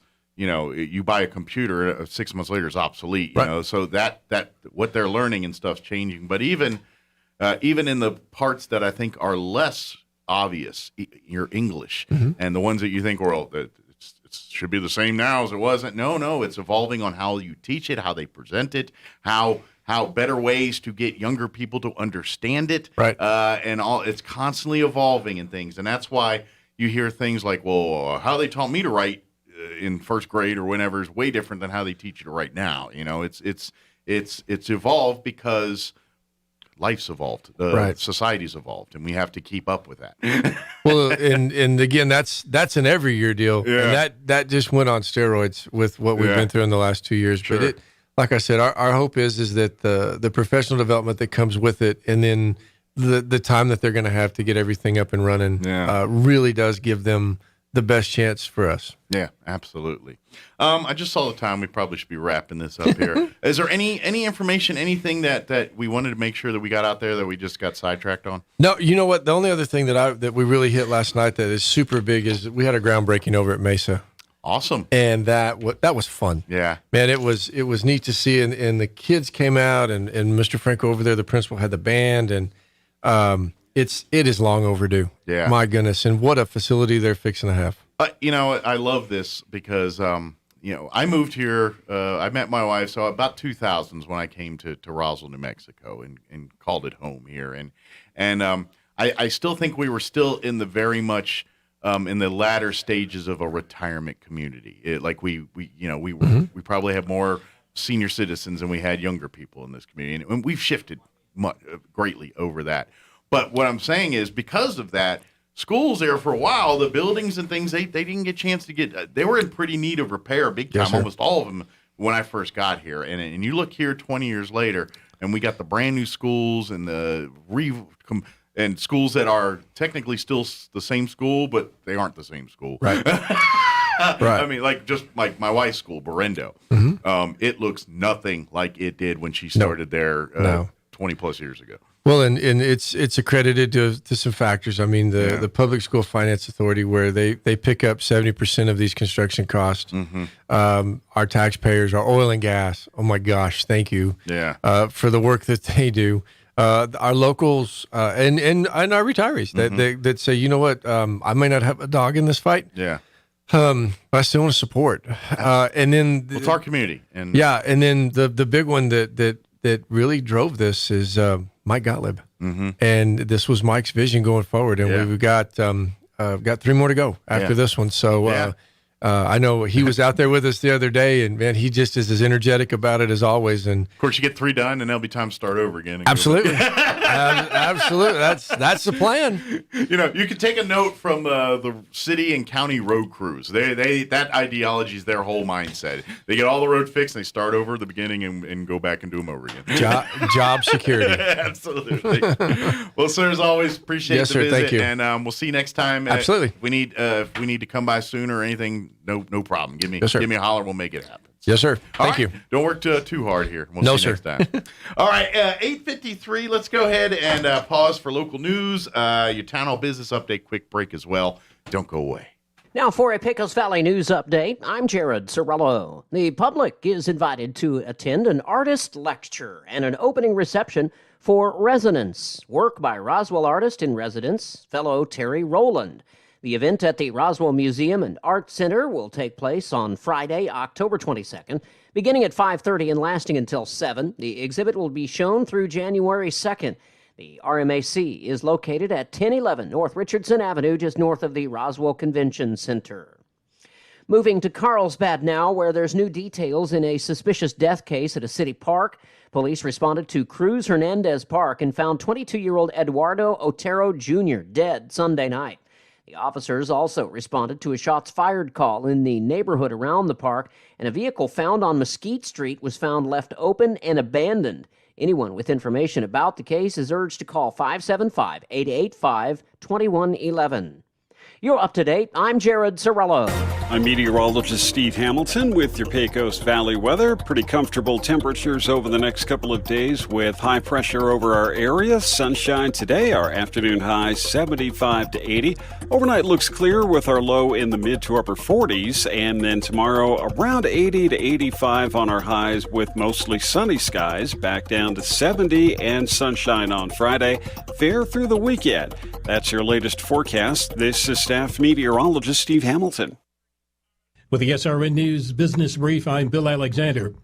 Americans are quitting their jobs. The Labor Department said that 4.3 million people quit in August, the highest on record dating back to December 2000, and up from 4 million in July. That's equivalent to nearly 3% of the workforce. The jump suggests that fear of the Delta variant is partly responsible for the shortfall in workers.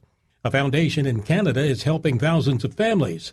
My First Bicycle Foundation has launched a bicycle program across Canada. Financially disadvantaged children can now receive a brand new bicycle, helmet, and lock from the foundation. On Wall Street, the Dow down 117 points, closing at 34,378. The Nasdaq lost 20 to 14,465, and the S&P 500 dropped 10 points to 4,350. With the SRN News Business Brief, I'm Bill Alexander in Washington. We serve all New Mexico. If you think it's hard to take out a home loan, those rumors are wrong. It's not true. Contact Loan Officer Elliot Rodriguez, MLS number 41002 at CMG Financial, phone number 719-237-4680. At CMG Financial, we can help. Experience extraordinary with CMG Financial, every customer, every time, no exceptions, no excuses. CMG Financial is a registered trade name of CMG Mortgage Incorporated, MLS 1820. CMG Mortgage Incorporated is equal opportunity lender. To verify complete list of states licensed, visit www.mlsconsumersaccess.org. Equal fair housing is the right for everyone to have access to all housing opportunities without discrimination based on race, religion, national origin, sex, color, familial status, or disability. The Artesia Arts Council presents the return of Art in the Park, Friday and Saturday, October 15th and 16th at JC Park in Artesia. Friday night from 4 to 9, come out for lots of free arts and crafts, plenty of awesome food trucks, and a night chock full of all sorts of live performances. The festival continues Saturday from 9 to 4, including the Artesia High School Band Cakewalk. There's something for everyone, and best of all, admission is absolutely free. Art in the Park, Friday and Saturday, October 15th and 16th at JC Park. Ad paid for by Artesia Lodgers Tax. Hey, this is Dr. Keon Agger at Carabelli Dental in Roswell. Our office is passionate about creating beautiful, long-lasting smiles. But here's the thing. Sometimes that means dentures, and that's not a bad thing. These aren't your grandma's dentures. We combine artistry and the latest technology to create beautiful, natural-looking teeth. If you are in southeastern New Mexico and you have dentures or are considering dentures, you need to come visit us at Carabelli Dental. Come see the team at Carabelli Dental or call 622-4455. Here's a Mornings with Mike Winters fun fact. The ball on top of a flagpole is called a truck. Mess with your friends today by pointing at a flagpole and say, "Hey, check out the truck on top of that flagpole." Here's Mike Winters. And good morning. It is 8:57. Well, looks like Blue Origin is up and back. I missed it. I got so wrapped up in my conversation with Brian Luck that he was like, "Oh, they launched." They did the whole mission, and they just landed like seconds ago here during the commercial break. I looked and watched it. They show it says live, but I swear, I don't know, maybe it's the cameras they use. It almost looked like a computer-generated deal, but there it goes. So, oh, no, I take it back. The rocket just landed. The capsule is coming down as we speak. So there you go. Oh, brother. So it looks like, yeah, he's coming down now. The crew is. The capsule. So good deal. So they do they land? I guess they land on land. It's Texas, so they don't land in a. I'm used to watching Apollo where they land in the water. Usually, the Russians landed on land, and but now these land on land too. That was again. I'm a nerd for Apollo and all that stuff. I like reading books and watching documentaries on that stuff. And generally speaking, the Russians do a lot of the land landings with those capsules and things. We always did the water landings. They'd land out in the ocean, and then, Navy ships would, they kind of know sort of where it would land, and they would just have a bunch of ships out in the region. It's like, oh, there it's down, and then they book it out there and go get them with the helicopters and the boats and whatnot. But this one, I think they land on, because they launch out of Texas and land in Texas. It's a little different than NASA and all those other ones. So they're floating down now. So, all right, it is about time for news and all that here. Stay tuned next hour. Here about 9:15 or so, we're going to have Pastor Laird Cross and Pastor Tina Cross. They're going to join us from First United Methodist Church and give us an update on some events and things they've got going on there at First United Methodist Church. So we're going to be doing that next hour. Don't go away. No static at all. Your new home for talk radio is KEND Roswell. Breaking news this hour from townhall.com. I'm Rich Thomason. They're off. 4. Command engine start. 2, 1. Star Trek's Captain Kirk, 90-year-old actor William Shatner, and 3 fellow passengers took a real-life ride into space this morning, courtesy of Star Trek fan Jeff Bezos.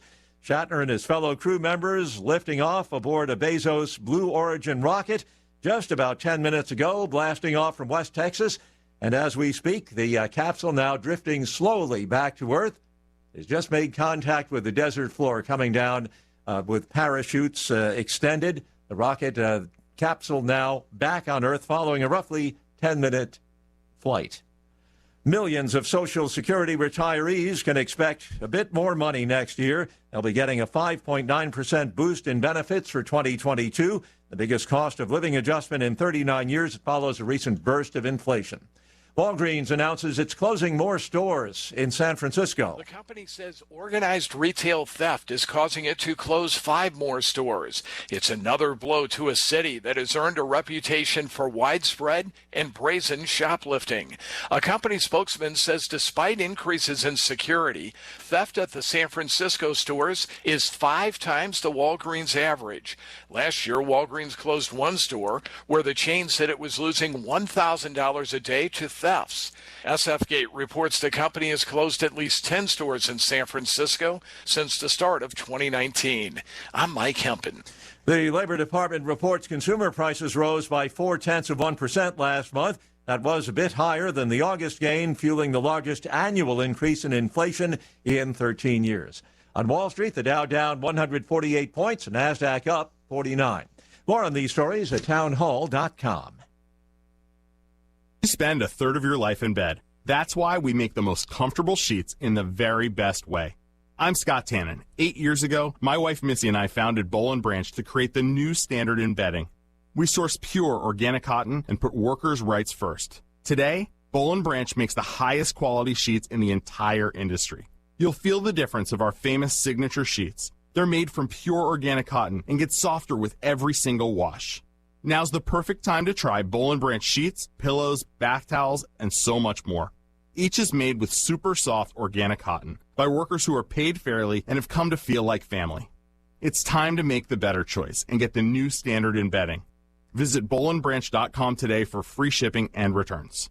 Experience a new standard of comfort at bollandbranch.com and take 15% off your first set of sheets with promo code GOLD. That's BOLL and branch.com. Promo code GOLD. French troops launching the final phase of a troop withdrawal from a town in northern Mali. Kidal was one of the last strongholds of Islamist militants in northern Mali before French troops took it over in early 2013. Now the French are handing over control of the town to the UN peacekeeping mission, MINUSMA, and the Malian armed forces. There are currently more than 5,000 French troops in Mali, but in June, President Emmanuel Macron announced he would be reducing France's military presence in the country by almost half. The BBC's Martini Jones. Hundreds of Bulgarian coal miners and energy workers staging protests today, demanding government guarantees for their jobs amid bids by the European Union to close mines and reduce carbon emissions. Buses carried protesters from across Bulgaria to the capital, demonstrators chanting, "We want jobs," as they marched to the headquarters of the government. Breaking news and analysis at townhall.com. Federal highway safety investigators want to know why Tesla didn't file recall paperwork when it updated autopilot software so it would do a better job spotting parked emergency vehicles. In a letter sent to Tesla, the National Highway Traffic Safety Administration told the electric car maker that it has to do a recall if an over-the-internet update mitigates a safety defect. The actions show an escalating confrontation between Tesla and the agency as it moves to regulate partially automated driving systems. In August, the agency opened an investigation into autopilot after getting multiple reports of Teslas crashing into emergency vehicles parked on highways with warning lights flashing. Correspondent Jeremy House.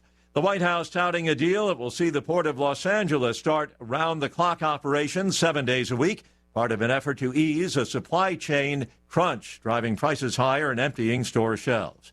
More on these stories at townhall.com.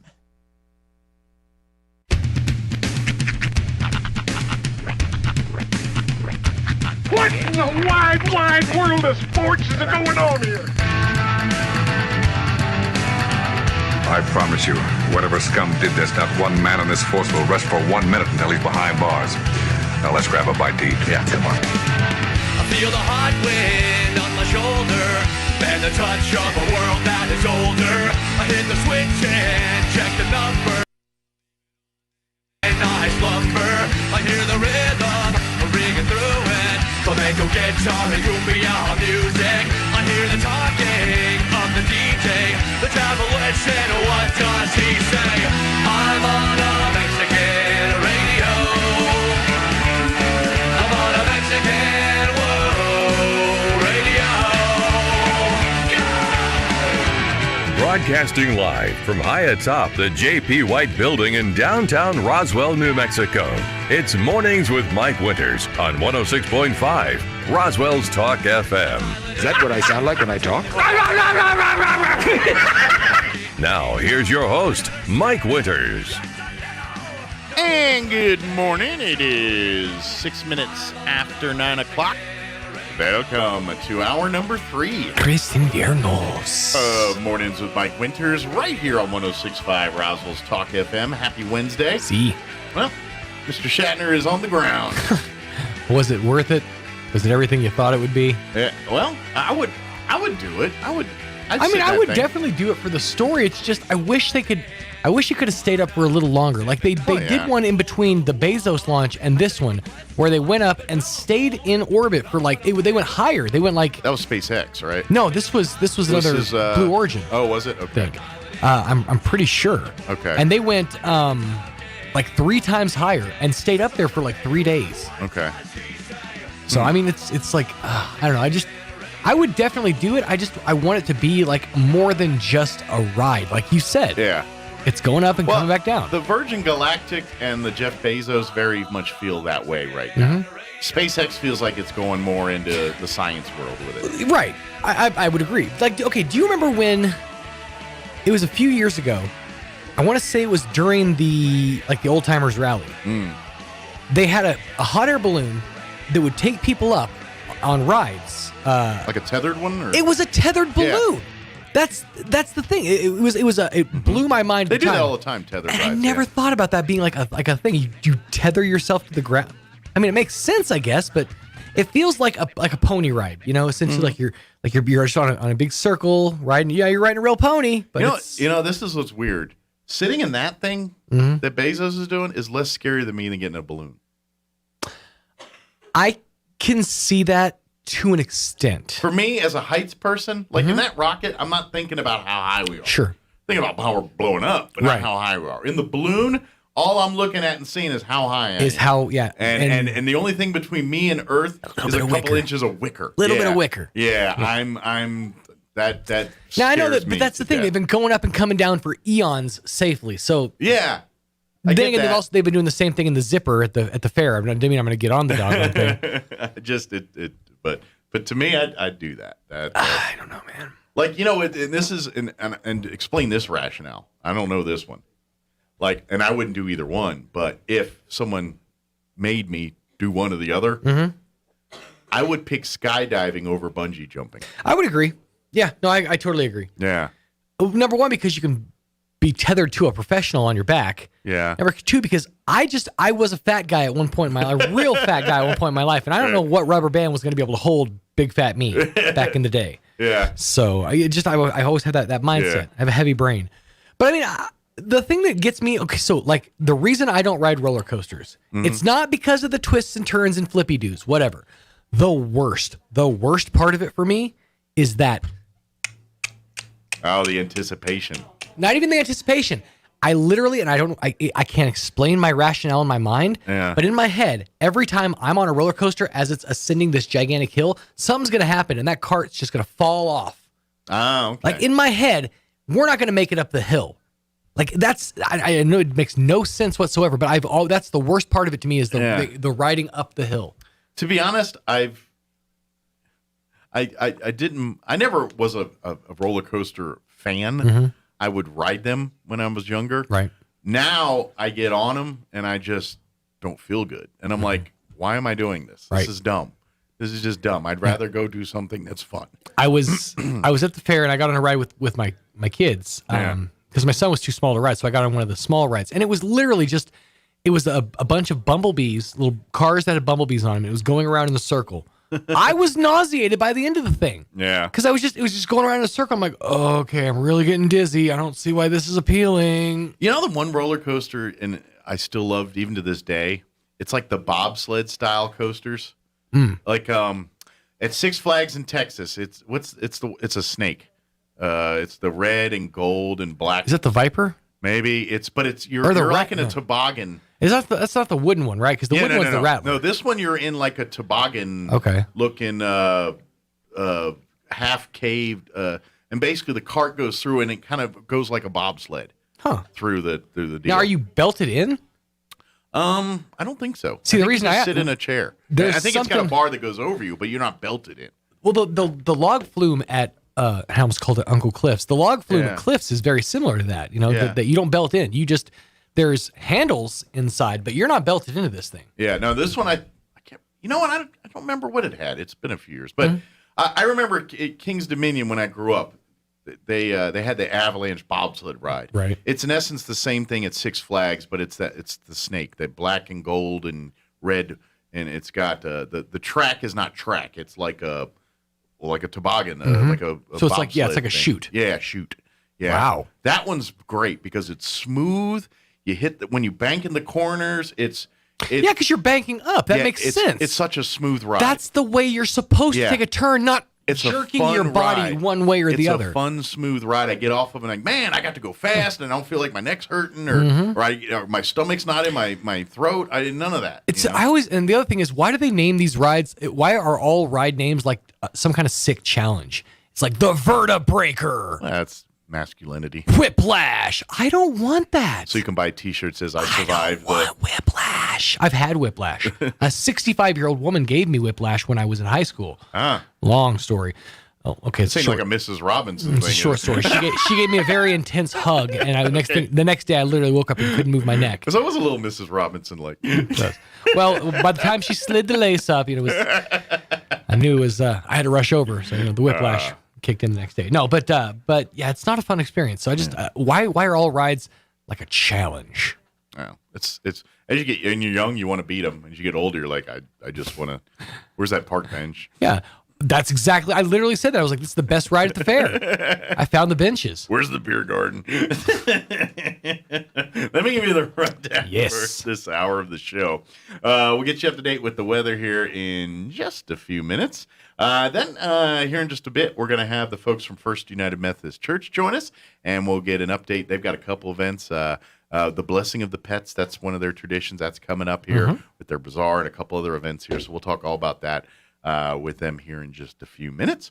Later on, we'll get you up to date with the news of the local variety, along with your town hall business update and whatever else we can come up with for this hour of the show. Mm-hmm. Oh, they're out, by the way. They landed. They're out. They're glad-handed. Did Bezos go up with him? Of course he did. What am I talking about? I think so. He was in the suit, but I never officially saw him get in the capsule. I saw all the others did, and then he was the last one, and he was glad-handed, and then I just stopped. Do you think he did the whole, I can't wait to watch the video. Do you think he did the whole, eating marshmallows thing like the first crew did? And throw the ball back and forth? And they may have. It's like, take some time and look out the freaking window at the Earth that you haven't ever left. Yeah. Look at that thing. Of course, with Shatner in there, maybe they did something else. Maybe they did. Hopefully, it's something Star like spoken. Trek related. As he they tumbled around in just zero gravity, he did something spoken word. Real good, Rocket Man. She packed my bags last night, pre-flight, 0 hour, 9 a.m. Some people make a lot of money for doing things. I never understand how they do true. it, but God bless them. Yoko Ono. It is 9:14. Let's get you up to date on the weather. I'm meteorologist Steve Hamilton with your Pecos Valley weather. Pretty comfortable temperatures over the next couple of days with high pressure over our area. Sunshine today, our afternoon high 75 to 80. Overnight looks clear with our low in the mid to upper 40s. And then tomorrow around 80 to 85 on our highs with mostly sunny skies. Back down to 70 and sunshine on Friday. Fair through the weekend. That's your latest forecast. This is staff meteorologist Steve Hamilton. Thank you, Steve. Currently 55 degrees here in Roswell. Humidity is at 28%. Winds not available at the moment. I'm guessing the computers or whatever out at the airport aren't talking at the moment, so they'll have to get that fixed. For today, sunny, high of 76 with west winds 10 to 15 miles per hour. Tonight, mostly clear with an overnight low of 44 degrees. West winds 5 to 15 miles per hour. Thursday, sunny. 81 for a high tomorrow, so a little warmer tomorrow.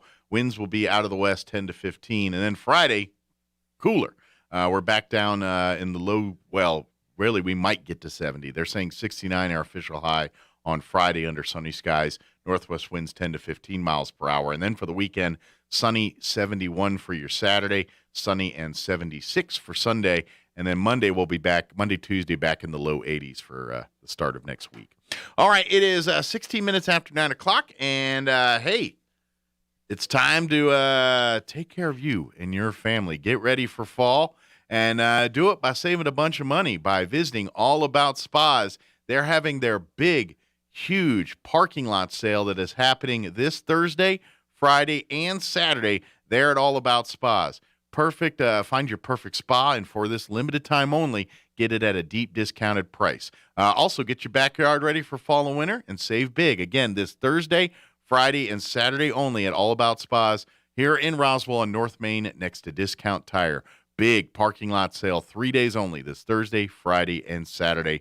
Don't miss it. All right, it is 16 minutes after 9 o'clock. We're going to take about a 3-minute break, and then we're going to talk to the folks from First United Methodist Church. Don't go away. You're listening to Mornings with Mike Winters. The ultimate Wi-Fi experience is now available to you thanks to Smart Home Wi-Fi with Plateau. Get fiber-to-home technology 100 times faster than the average household internet speed. Plateau has multiple plans to fit your family. With Fast, get true 100 megs per second upload and download speed. With Faster, get true 500 meg. And with Fastest, get 16 gigs of download and upload speeds. Learn more at plateaufiber.com. Get the speed you need with Plateau. Tried, true, trusted. We serve all New Mexico. If you think it's hard to take out a home loan, those rumors are wrong. It's not true. Contact Loan Officer Elliot Rodriguez, MLS number 41002 at CMG Financial, phone number 719-237-4680. At CMG Financial, we can help. Experience extraordinary with CMG Financial, every customer, every time, no exceptions, no excuses. CMG Financial is a registered trade name of CMG Mortgage Incorporated, MLS 1820. CMG Mortgage Incorporated is equal opportunity lender. To verify complete list of states licensed, visit www.mlsconsumersaccess.org. Equal fair housing is the right for everyone to have access to all housing opportunities without discrimination based on race, religion, national origin, sex, color, familial status, or disability. You don't want to bring your car to just anyone. You want to bring it to someone you know. Someone who will tell it to you straight, and someone you trust to do a quality job because they care about you. You want to bring it to Big O Tires. We're locally owned, which means we're your neighbors. And neighbors help neighbors whenever they can. Right now, save $100 instantly on select sets of 4 Big O brand tires. When you need to bring your car to someone, bring it to your neighbors at Big O Tires.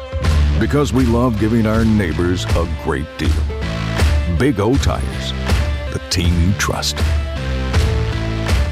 Installation charges extra. Required on all 4 tires. Not valid with other offers. Eligibility may vary. Disposal fees extra and up to 10% shop fee based on non-discounted regular retail price not to exceed $35 where permitted. See store for details.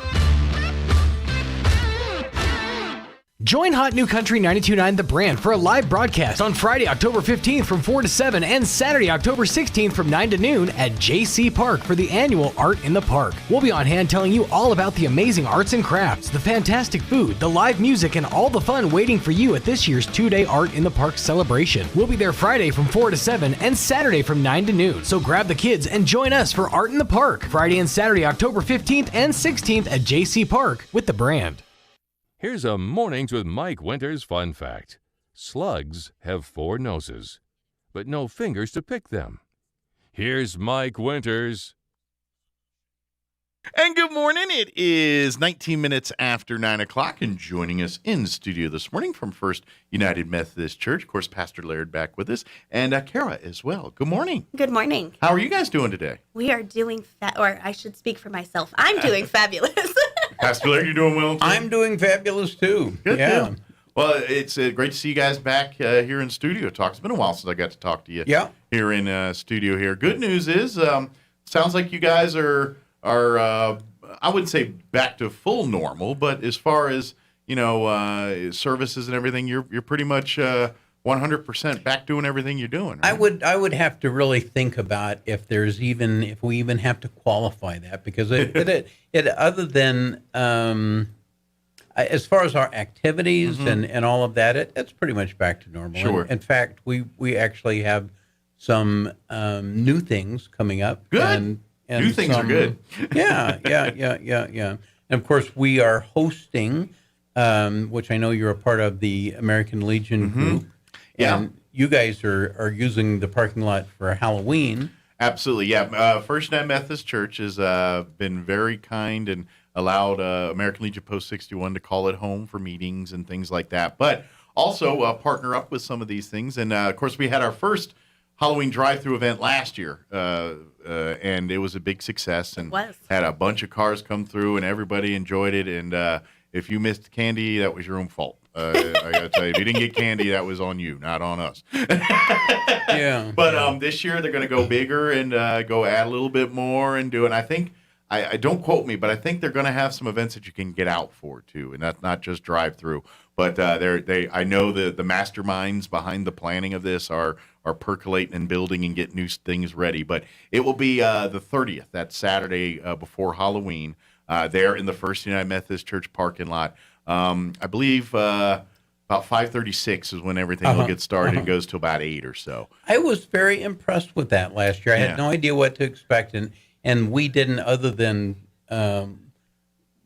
providing the parking lot. We weren't really involved with that. And of course, last year there wasn't really door-to-door trick-or-treating. It was a lot more lockdown a year ago. Yeah, it was. We were in the middle of the epidemic and all of that. But Tina and I drove through last year, and we're just very impressed. And good-natured, warm, wonderful people. They're just wanting to give kids a little good time. My kids enjoyed it. Yeah, I mean it's. They were hanging out the windows. So when you're doing you're planning your trick or treating hopping that day, because we all do. We're gonna hit the city, gonna hit the zoo, hit the the churches. All the churches have events and things. Please don't forget to stop by First United Methodist Church that Saturday and come through and enjoy the event. Doesn't cost anything. They do ask for donation, but if you can't afford one, no problem. Come on through, have fun. But if you are able to, it goes to help Post 61 and our scholarships and Memory Lawn and all that. So it does go to a good good things in our community here. But you're under no obligation by any And then stretch. the very next weekend on November the 6th, the you guys are church having a party. Is having our fall festival, and that is let's Kara tell us a little bit about that. Well, that's also an this outdoor is event. and because I think one of the things that First United Methodist Church is like, you know how like everybody has like events that they're just known for. I gotta say, I think one of the ones in our community that First United Methodist is known for is the blessing of the pets. That's kind of a tradition that you guys have started years ago, and giving an opportunity for folks to have their pets. You're on your own for your bets. Your pets blessed, and it's really great because you get people. People bring horses. They bring. I mean, you get a little bit of everything. It's kind of a Noah's Ark of but that's just part of the fall festival. But that's one of the things that I always wonder about. Hey, it's the blessing of the pets time. Remember, get over to First United Methodist Church. And it's very interesting who comes to that and how they are touched by it, because it's a serious thing. I Absolutely. mean, if you're just out, looking for something to do, this may not be something that you want to do. Ones, but your pets. We see people that may not have any other connection with the church any other time, and may have may still be in the process of exploring their faith or different ideas or whatever. Boy, but when it comes to your precious little dog or cat or animal, we all turn to mama bears. Yeah. You just want you kind of want to make sure that all the bets are covered. So we just want to make sure that even though I may not know what's going to happen to me, we certainly want a blessing on my little animal. Well, I don't know. Sometimes I feel like my animals are way better behaved than I am. So, but tell a little bit. I mean, that's just one facet of the fall festival. There's a lot more going on. Definitely a part of it. Yeah. It's going to essentially almost be like a carnival. We won't have rides or anything, but come out, play games, and we're not doing a ticket system. It's going to be donation based. Once again, you don't have to do it. Sure. We will have concessions, though. Those, of course, obviously will cost money. But all of the proceeds are going to go to our youth group. Awesome. Which is a constantly growing group. Since I've taken over, I mean, I've seen so many new kids come through, and most of them return, which is fantastic. And it makes me happy that we have such a group size, because in the time of me being at this church, I haven't seen it this large before. So that's great. Well, in the times we live in, I think now more than ever, these kind of things are more important. Yeah. You know what I mean? Especially with I know kids are back in school now, which is great and things, but developing social skills and social behavior and at the same time getting a great message and having fun, but just that kids interacting with other kids, they're getting less of that now, and it's more so to have events and things planned where you're able to interact and do these things.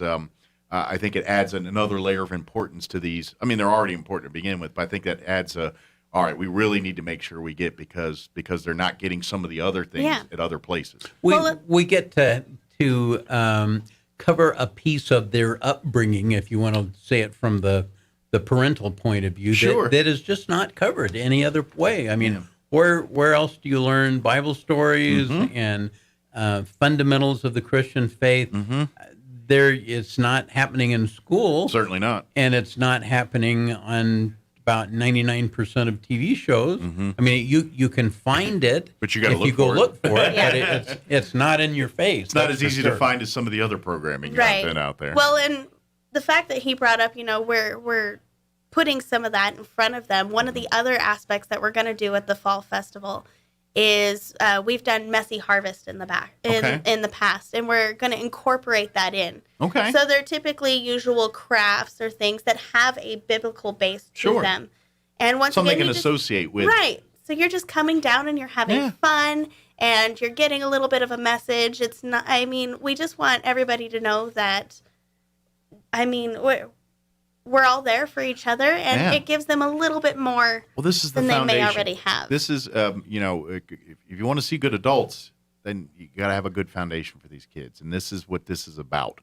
It's creating that foundation. The things they learn at this age, that's the things that they establish their values on, what they believe in, and ultimately the decisions they make as adults are based on these same things that they're learning in school here, in these different events in the Bible school, in Sunday school. These are all things that are tools that they're not going to need it maybe today, but as they get more older and independent and start making their own decisions and making their own way in life, this is going to be their guide, and this is going to be their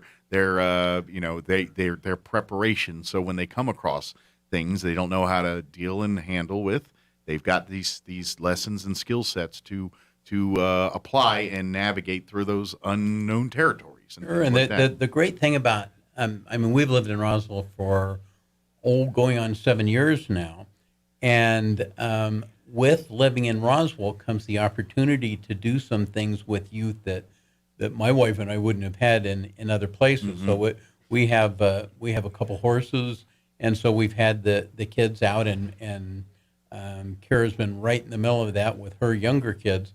But we actually have a writing instructor, a lady who has given real writing lessons, and as a youth group activity, which I've worked with youth on and off for most of my adult life, and have never seen. Some of the really cool things that the kids have available to them now. Yeah, and so they go initially thinking, oh, we're coming to have fun, learn about horses, and they learn all that. But at the same time, there's the message and the actual message behind that activity comes to being, and who knows, down the road, maybe their own kids, and they're like, hey, let's go horseback. Oh, yeah, I remember. And it brings it forward, absolutely. And it turns into a life lesson for their kids. Well, we always have a devotion. Yeah. We always, if we're going to do something, in fact, no matter what we do, but especially something like ride the horses, we say a prayer before that. And so each one of those is an opportunity to remember that God is with us in our lives, whether we remember that or not. Absolutely. And it is present in all forms at all times. So absolutely. That's very cool. And and I imagine it's fun when you have, because I imagine you see light bulb moments with some of the kids. Oh, absolutely. Where it's like, especially if something maybe they're not wrapping their head around, and then whatever activity or whatever, put it all together in their brain. Click. And it's like, oh, that's why we do that. Or I still have those moments. Yeah, it's great when we have them as adults, but when you get to see kids and I don't care. And I'm not even a parent, so I don't get to experience this as much as others. But I think one of the greatest joys in watching kids is those moments when they're figuring out their way in life and they're getting exposed to something new that you and I have seen 100 times and know, and it's just part of our everyday. But for them to be exposed to it the first time and to see something and experience something. I mean, how many times, like, think about when you remember the first time you saw something or whatever, and the excitement and now you're watching those kids go through those moments in life through doing that, and it feeds your soul a little bit too when you do that. And so please, get your kids involved. Come out and be involved with as parents too, and get involved in volunteering to help out I never have too many volunteers. I would imagine you're good and tired after wrangling kids after a good couple hours of doing that. I mean, you have fun and everything, but you're probably ready to kick your feet up and have a nice couple minutes of me time there. Until I fall asleep. But yeah, this is get your kids involved and come out on November 6th. Bring the whole family, play games. If you want to learn more about some of the different classes and things, there'll be a bunch of people there to kind of show you around, give you a tour, and tell you all about what First United Methodist Church has to offer. And all the youth group are going to have on our youth group shirts.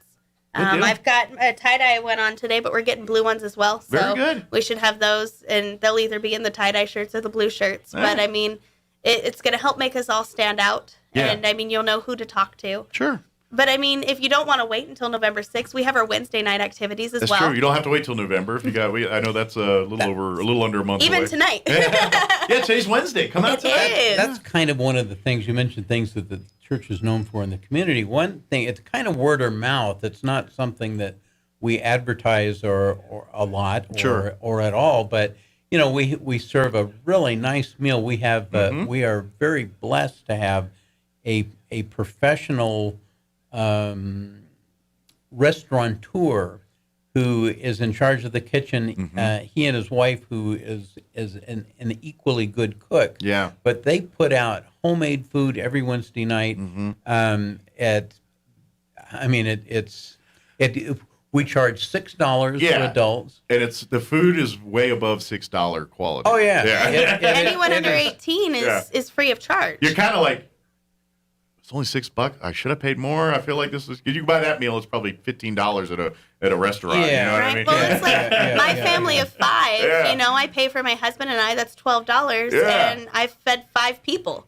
Yeah. I mean, it's really one of those. And to be honest, if you come hungry and need help, there's going to be someone to find you a meal. Oh, and get you absolutely. there. We don't money's turn not the anybody problem away, there. but- If you're No. hungry Yeah, and come, we'll get you fed. And as Kara mentioned, the part of the dynamic there is we feed everyone 18 years old and younger for free anyway. Awesome. So even if you don't participate in anything else at the church, I mean, come and have a good meal. Bring your 5 kids with you. Everybody gets fed. That's a loaded and question. it's a good time. Because you could get in trouble, especially when you get some boys between like the ages of like 14 and 18 there. I was one of them. Those kids will eat. Oh, they do. Yeah. That you can go back for seconds. We don't say nothing. I can drain a pantry. Not now, but then I could. I've got one who's reaching that point. I understand. Yeah, I don't know what it is about teenage boys, but I don't know if we just our stomachs turn into our whole body. I don't know, but I think you just turned hollow. I could eat like I think about the amounts of quantities of food I ate those days. I'm like, I'd be dead if I ate that today.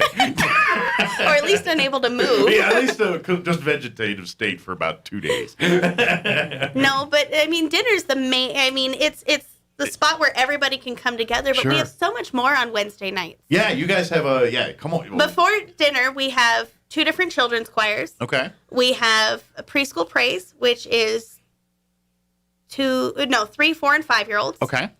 And then I'm actually the leader of the Wesley Singers, which is 1st through 5th grade. Okay. So we offer that as well, and that's just from 4:30 to 5. Awesome. So you get out right before dinner, enough time for all the kids to wash up, go find your seat, and then we start dishing up at 5:15. But then after dinner, we have a bunch of classes as well. So for all of those kids that did the choirs, we offer a craft corner, which is put on where they can do crafts. Okay. This week, depending on my shopping trip today, we're either doing Halloween bags or we're doing little Halloween masks. Okay, very cool. And then at the same time, though, youth group is meeting downstairs, and that's what I run and do, obviously. So in essence, you can kind of do like bring the family, and then everyone goes off in there. Everyone have dinner. Yeah. And then everyone goes off to their, the little ones go to the preschool, olders go to some of the other. We have our choir rehearsal is, the after adult that. choirs are after that. And we then have handbells, which I think we have the only handbell choir or only handbell group in Roswell. I think you're right. They're the only ones I've ever seen here in town. We used to have a children's one, but now I don't have time. I'm in too many other pots. Yeah. Well, if someone wants to teach kids bells, come on down. We have a need for it. I have lots of kids who would love to do it still. Absolutely. Another thing I want to mention, too, about the church is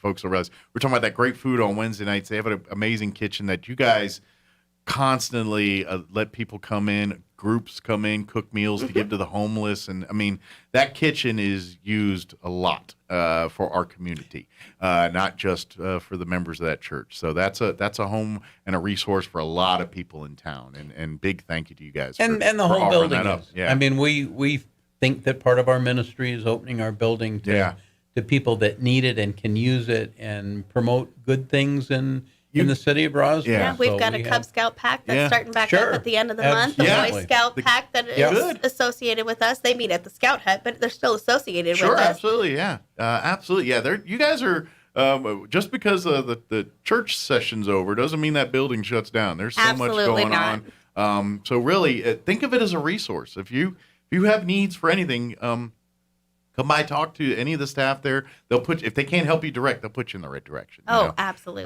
Are you guys still able to do pet pantry and those things? Is that all still going, or That was actually the other church. I'm sorry. My Yeah, apologies. no, you guys bless pets. That They give wasn't away us. food. My Yeah, apologies. yeah, I confused it. My apologies. But we do have the little community pantry out in our out in our parking lot. And that's been it got very popular during COVID. It did. It turned into Everybody learned about it. A couple other places opened up other ones throughout town. Yeah, as we say. Yeah. And we still keep that stocked. People still drop stuff off. If That's it's still full, well they used. take it Yeah. inside. So we still take it out when it does get low. And I think you're just blessed in a central location there, and that kind of defaulted there. It just kind of turned to be a good spot there, where it's kind of close to a lot of it's downtown central. So if you're north or south, it's not a big trek to get there. So I think just geographically, it naturally turned out to be a good place to be, and people have embraced it and kind of.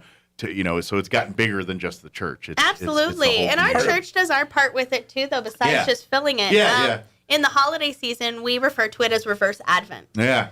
And what it is essentially every day you're donating one particular item off of this list. Oh, cool. And so then it gives us an abundance of things that, throughout the year when donations may get less or whatever, we can still stock it without, it looking really sad. Yeah, if for folks that love to donate foods and help out things, you're amazing people. Keep doing it, but just kind of it's like anything else. There's seasons, and obviously during the holidays is probably a bigger time where most people are more in a giving spirit and are giving and donating food.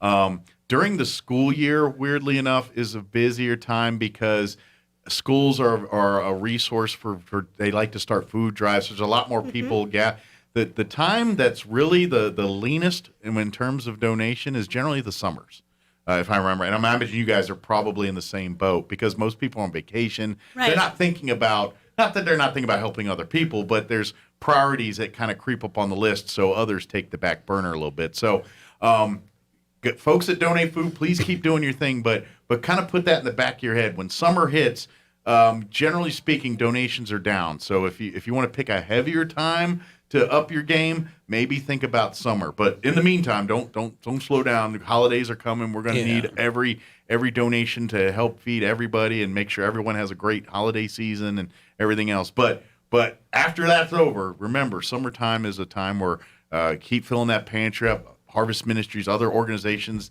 that help people in our community, go look them up too and support them as well. So the other side of that, the silver lining is, it seems like summer is only about 3 weeks long now. That's true too. It's so short. It starts at what? School is out at the end of May. I'm sorry, the end of May, 1st of June, right around in there.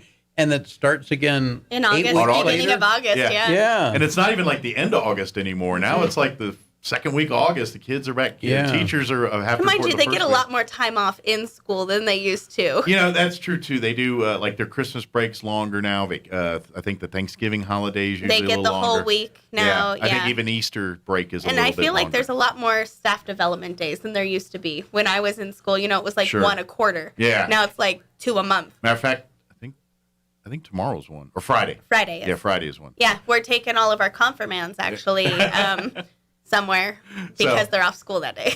Yeah. Well, there you go. If you need plans Friday there for babysitting and things, but please come and of course come for services and things. What's the Sunday service times and everything? It's at 10:30 as our service on Sunday.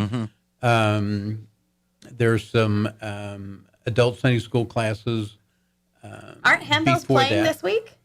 Handbells are playing. There's kids Sunday school before it too, though. But yes.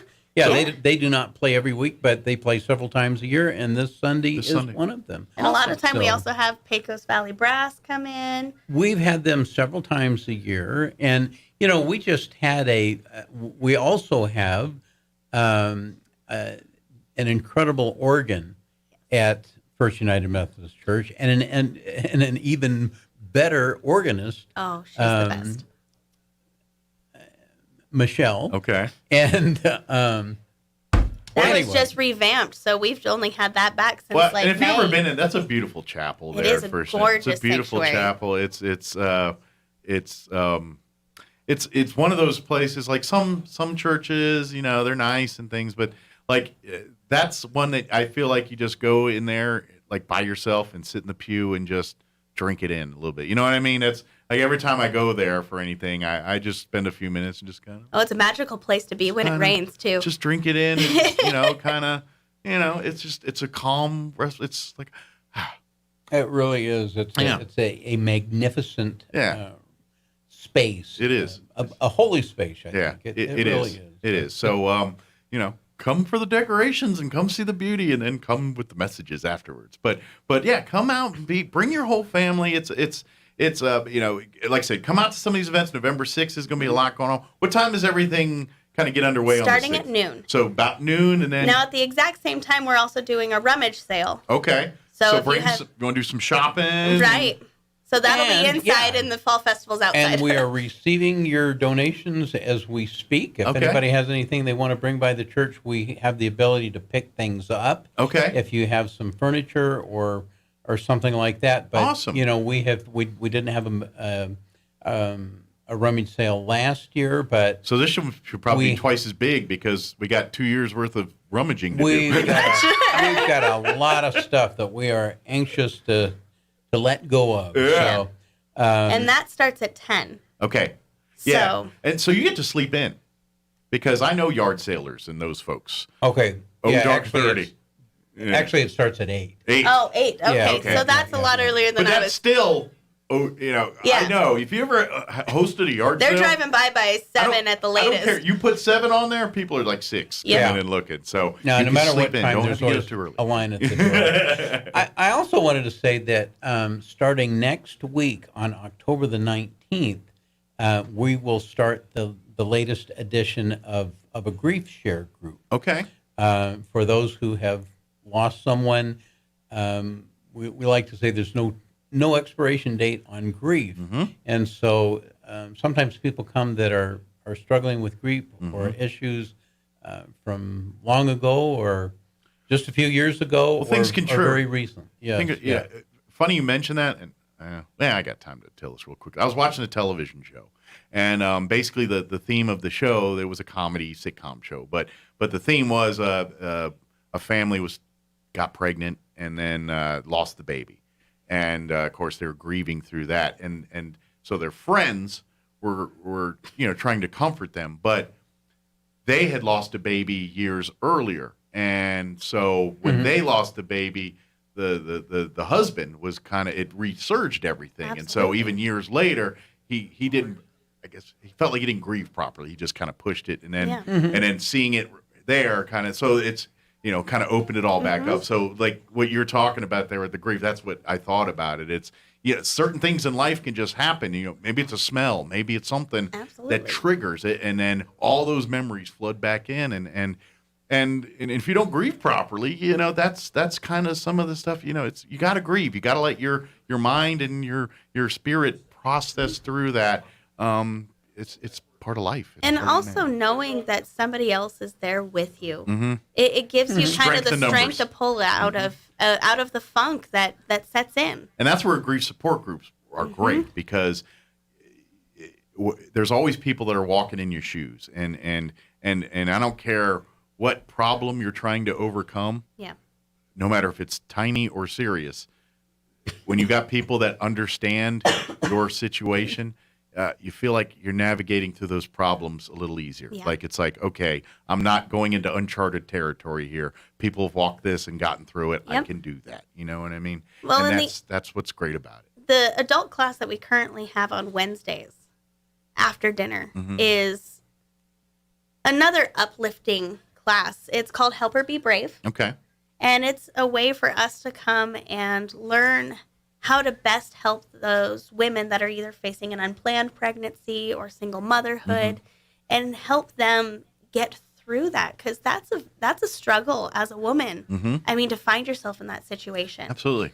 And so many things like grief and like so many other things, if we don't have a support group or if we're not connected closely or immediately to people that are going through similar experiences, we feel kind of isolated. And, and we know that there are lots of resources out there that we can reach out, but that kind of puts it back on us to go out and mine the internet or whatever and find things. it's so much easier sometimes just to come into a situation where you can just sit, relax, not have to do or say anything. Sure. And see what speaks to you in the way of things coming. Sure. You don't have to put on a role or play. Because that's another thing, too, when you're going through loss and grieving, and people want to try to help and nurture. But sometimes you don't want that. Sometimes you need, and this is that. And sometimes people don't want to talk. They don't want to interact. So I guess I want to emphasize the point that it's not a situation where you come and sit like the 12-step meetings that we see on TV all the time, which is most of our experience, where you say, hi, this is my name, and then you're kind sit of in a circle and share a story. It's nothing like that. It's an opportunity to look at some resources, hear about some things that you might have in common with other people with similar experiences, and just listen for a while. And then there's an opportunity to discuss if you want to do that. Sure. But it's very not. It's not pushy. Yeah. But it's structured in a way. Trying to think of the right word. It's structured in a way it's really there to give you resources, not just a place for you to vent your feelings. Intrusive. That's the word I was looking for. Gotcha. Okay. There we go. It's not intrusive. Okay. You can come and just sit and absorb, and perhaps you are interested in something or perhaps not. It's kind of at your own pace. Sure. If you're ready to dive in full, then come on in. If you're like, I just want to sit and observe, no problem. Come on in. And this particular group is set up so you can each week's group stands alone. So as far as the content goes, so you can come to one, skip 3, come to another one, and still fit. You'll benefit whether you go every meeting or once every 6 months. And the same goes with youth group. I mean, I direct a lot of my stuff about things that youth are going through. And, I'll be like, this is the message. Now, why don't you guys tell me of something in your life that kind of sounds like this? Sure. Or like I started one day off and I was like, did you guys ever feel like you were judged by your peers? And what was that? And we started the lesson off that way. And it was really cool. I have so much interaction with these youth that, I feel touched that they open up to me the way that they do. Sure. And there's not one kid that hasn't ever piped up. That's great. It's great and that's because kids are hard that way. It's very personality driven. Some kids you can't turn them off. They just but mostly kids they have to feel safe. It's pulling teeth. You've got to read their language. You got to be able to crack through the armor that's there to kind of get them to open up and just like adults, no two kids are alike too. Absolutely not. All 3 of mine are completely different. They're all night and day because there's somehow 3 sides to night and day. But well, and I always think of it because you're talking about coming to the meetings and if you miss one, no big deal. It's come when you want. It's think of it as a big journey and path. We're all trying to be closer to God. We're all trying, Christians. This is our path. We're going, and some days you're going to be better at it than others. It's just life. You're going to stumble. You're going to. Life happens where you can't do things you want to do. Even commitments, obligations. Sometimes you got to prioritize that. But at the end of the day, as long as you're keeping your eye on the prize, I think that's.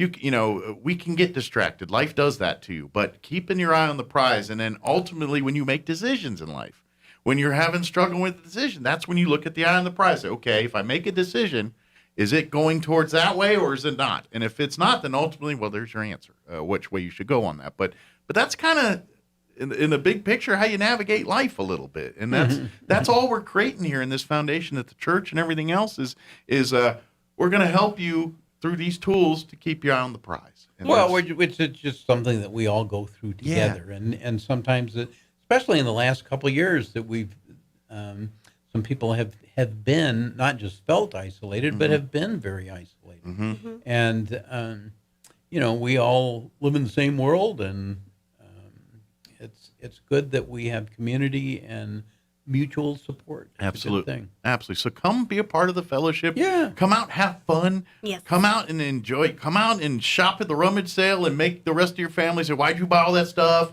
And then come and play the games and have fun and get the kids involved in some of these different classes and sessions. And you as adults come out. If you're going through grief, even if it was years ago, and you still think about, man, I miss mom or I miss grandma, please come and visit these support groups. And who knows, maybe what you're doing, you're coming for help, but you might end up helping more people than you realize. That's the great thing about support groups and things is help comes from many different places of those. So you can go check out the website, the First United Methodist Church website. I just Google it every time. What's Just Google it. That'll come up. It's like FUMCRoswell.com or something like that. And our Facebook page has a link to it, too. I think it's FUMC-Roswell.com. I believe it does have the dash. Yes. Is the website. But Google it, and it'll pop. Just put FUMC Roswell or First United Methodist Church Roswell. It'll be the first thing that pops up there. Or you can like First United Methodist Church Facebook, or both. Do both.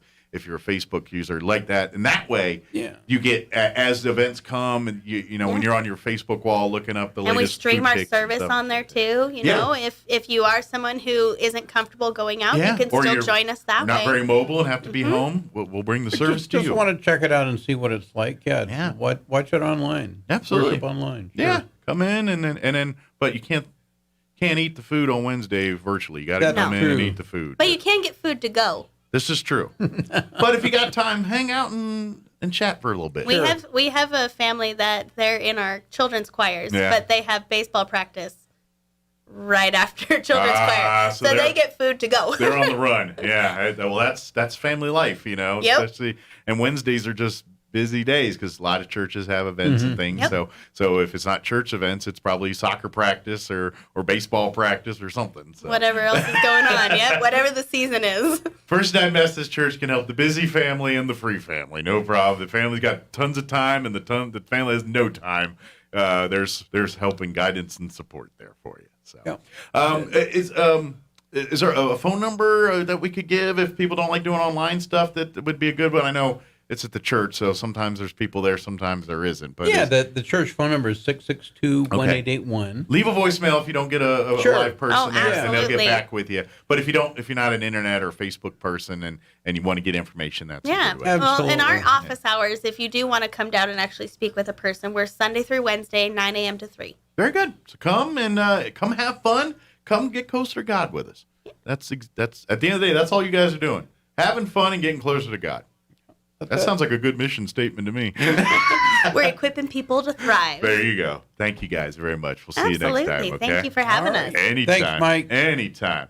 All right, it is 9:56. Let's go ahead and do a news update and a quick break before they kick me off the radio. Don't go away.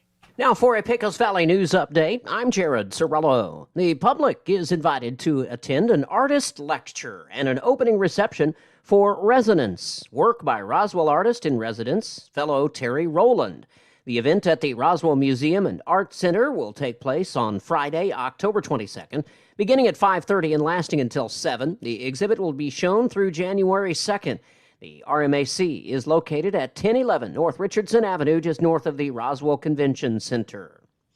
Moving to Carlsbad now, where there's new details in a suspicious death case at a city park. Police responded to Cruz Hernandez Park and found 22-year-old Eduardo Otero Jr. dead Sunday night. The officers also responded to a shots fired call in the neighborhood around the park, and a vehicle found on Mesquite Street was found left open and abandoned. Anyone with information about the case is urged to call 575-885-2111. You're up to date. I'm Jared Sorello. With the SRN News Business Brief, I'm Rich Thomason. Inflation continues to rage. The Labor Department reports consumer prices rose 0.4% last month. It was a bit higher than the August gain, and it fueled the largest annual increase in inflation in 13 years. The Consumer Price Index rose 5.4% in September from 1 year ago. Millions of Social Security retirees will get a 5.9% boost in benefits next year. The biggest cost of living adjustment in 39 years follows a burst in inflation as the economy struggles to shake off the drag of the coronavirus pandemic. The COLA, as it's commonly called, amounts to $92 a month for the average retiree. Wall Street's benchmarks mixed at mid-morning. The Dow and the S&P lower, the Nasdaq modestly higher. Inflation and supply chain concerns continue to rattle the market. With business, I'm Rich Thomason. What a great time of year this is. Leaves are changing, pecans are falling, and that feeling of autumn is in the air. Along with the change of seasons, your friends at the Tailgate Nation Roswell Ford suggested it may be time for a change of vehicles. And at Roswell Ford, there's no shortage of good, clean, late model cars and trucks that will serve your family for many years.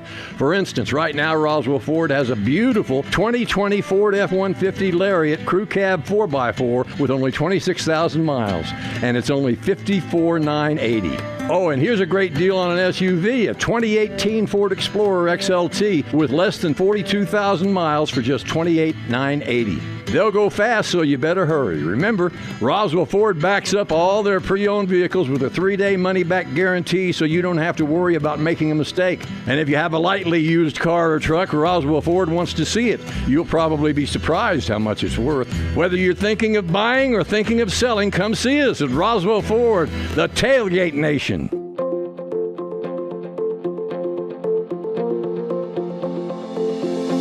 A comedian once said, "No one can tell me anything, not even myself." Hi, this is Pastor Troy and Julie Smotherman for The Joy of Marriage. You know, most people stop listening and start forming an answer or response when someone's talking to them within 7 seconds. So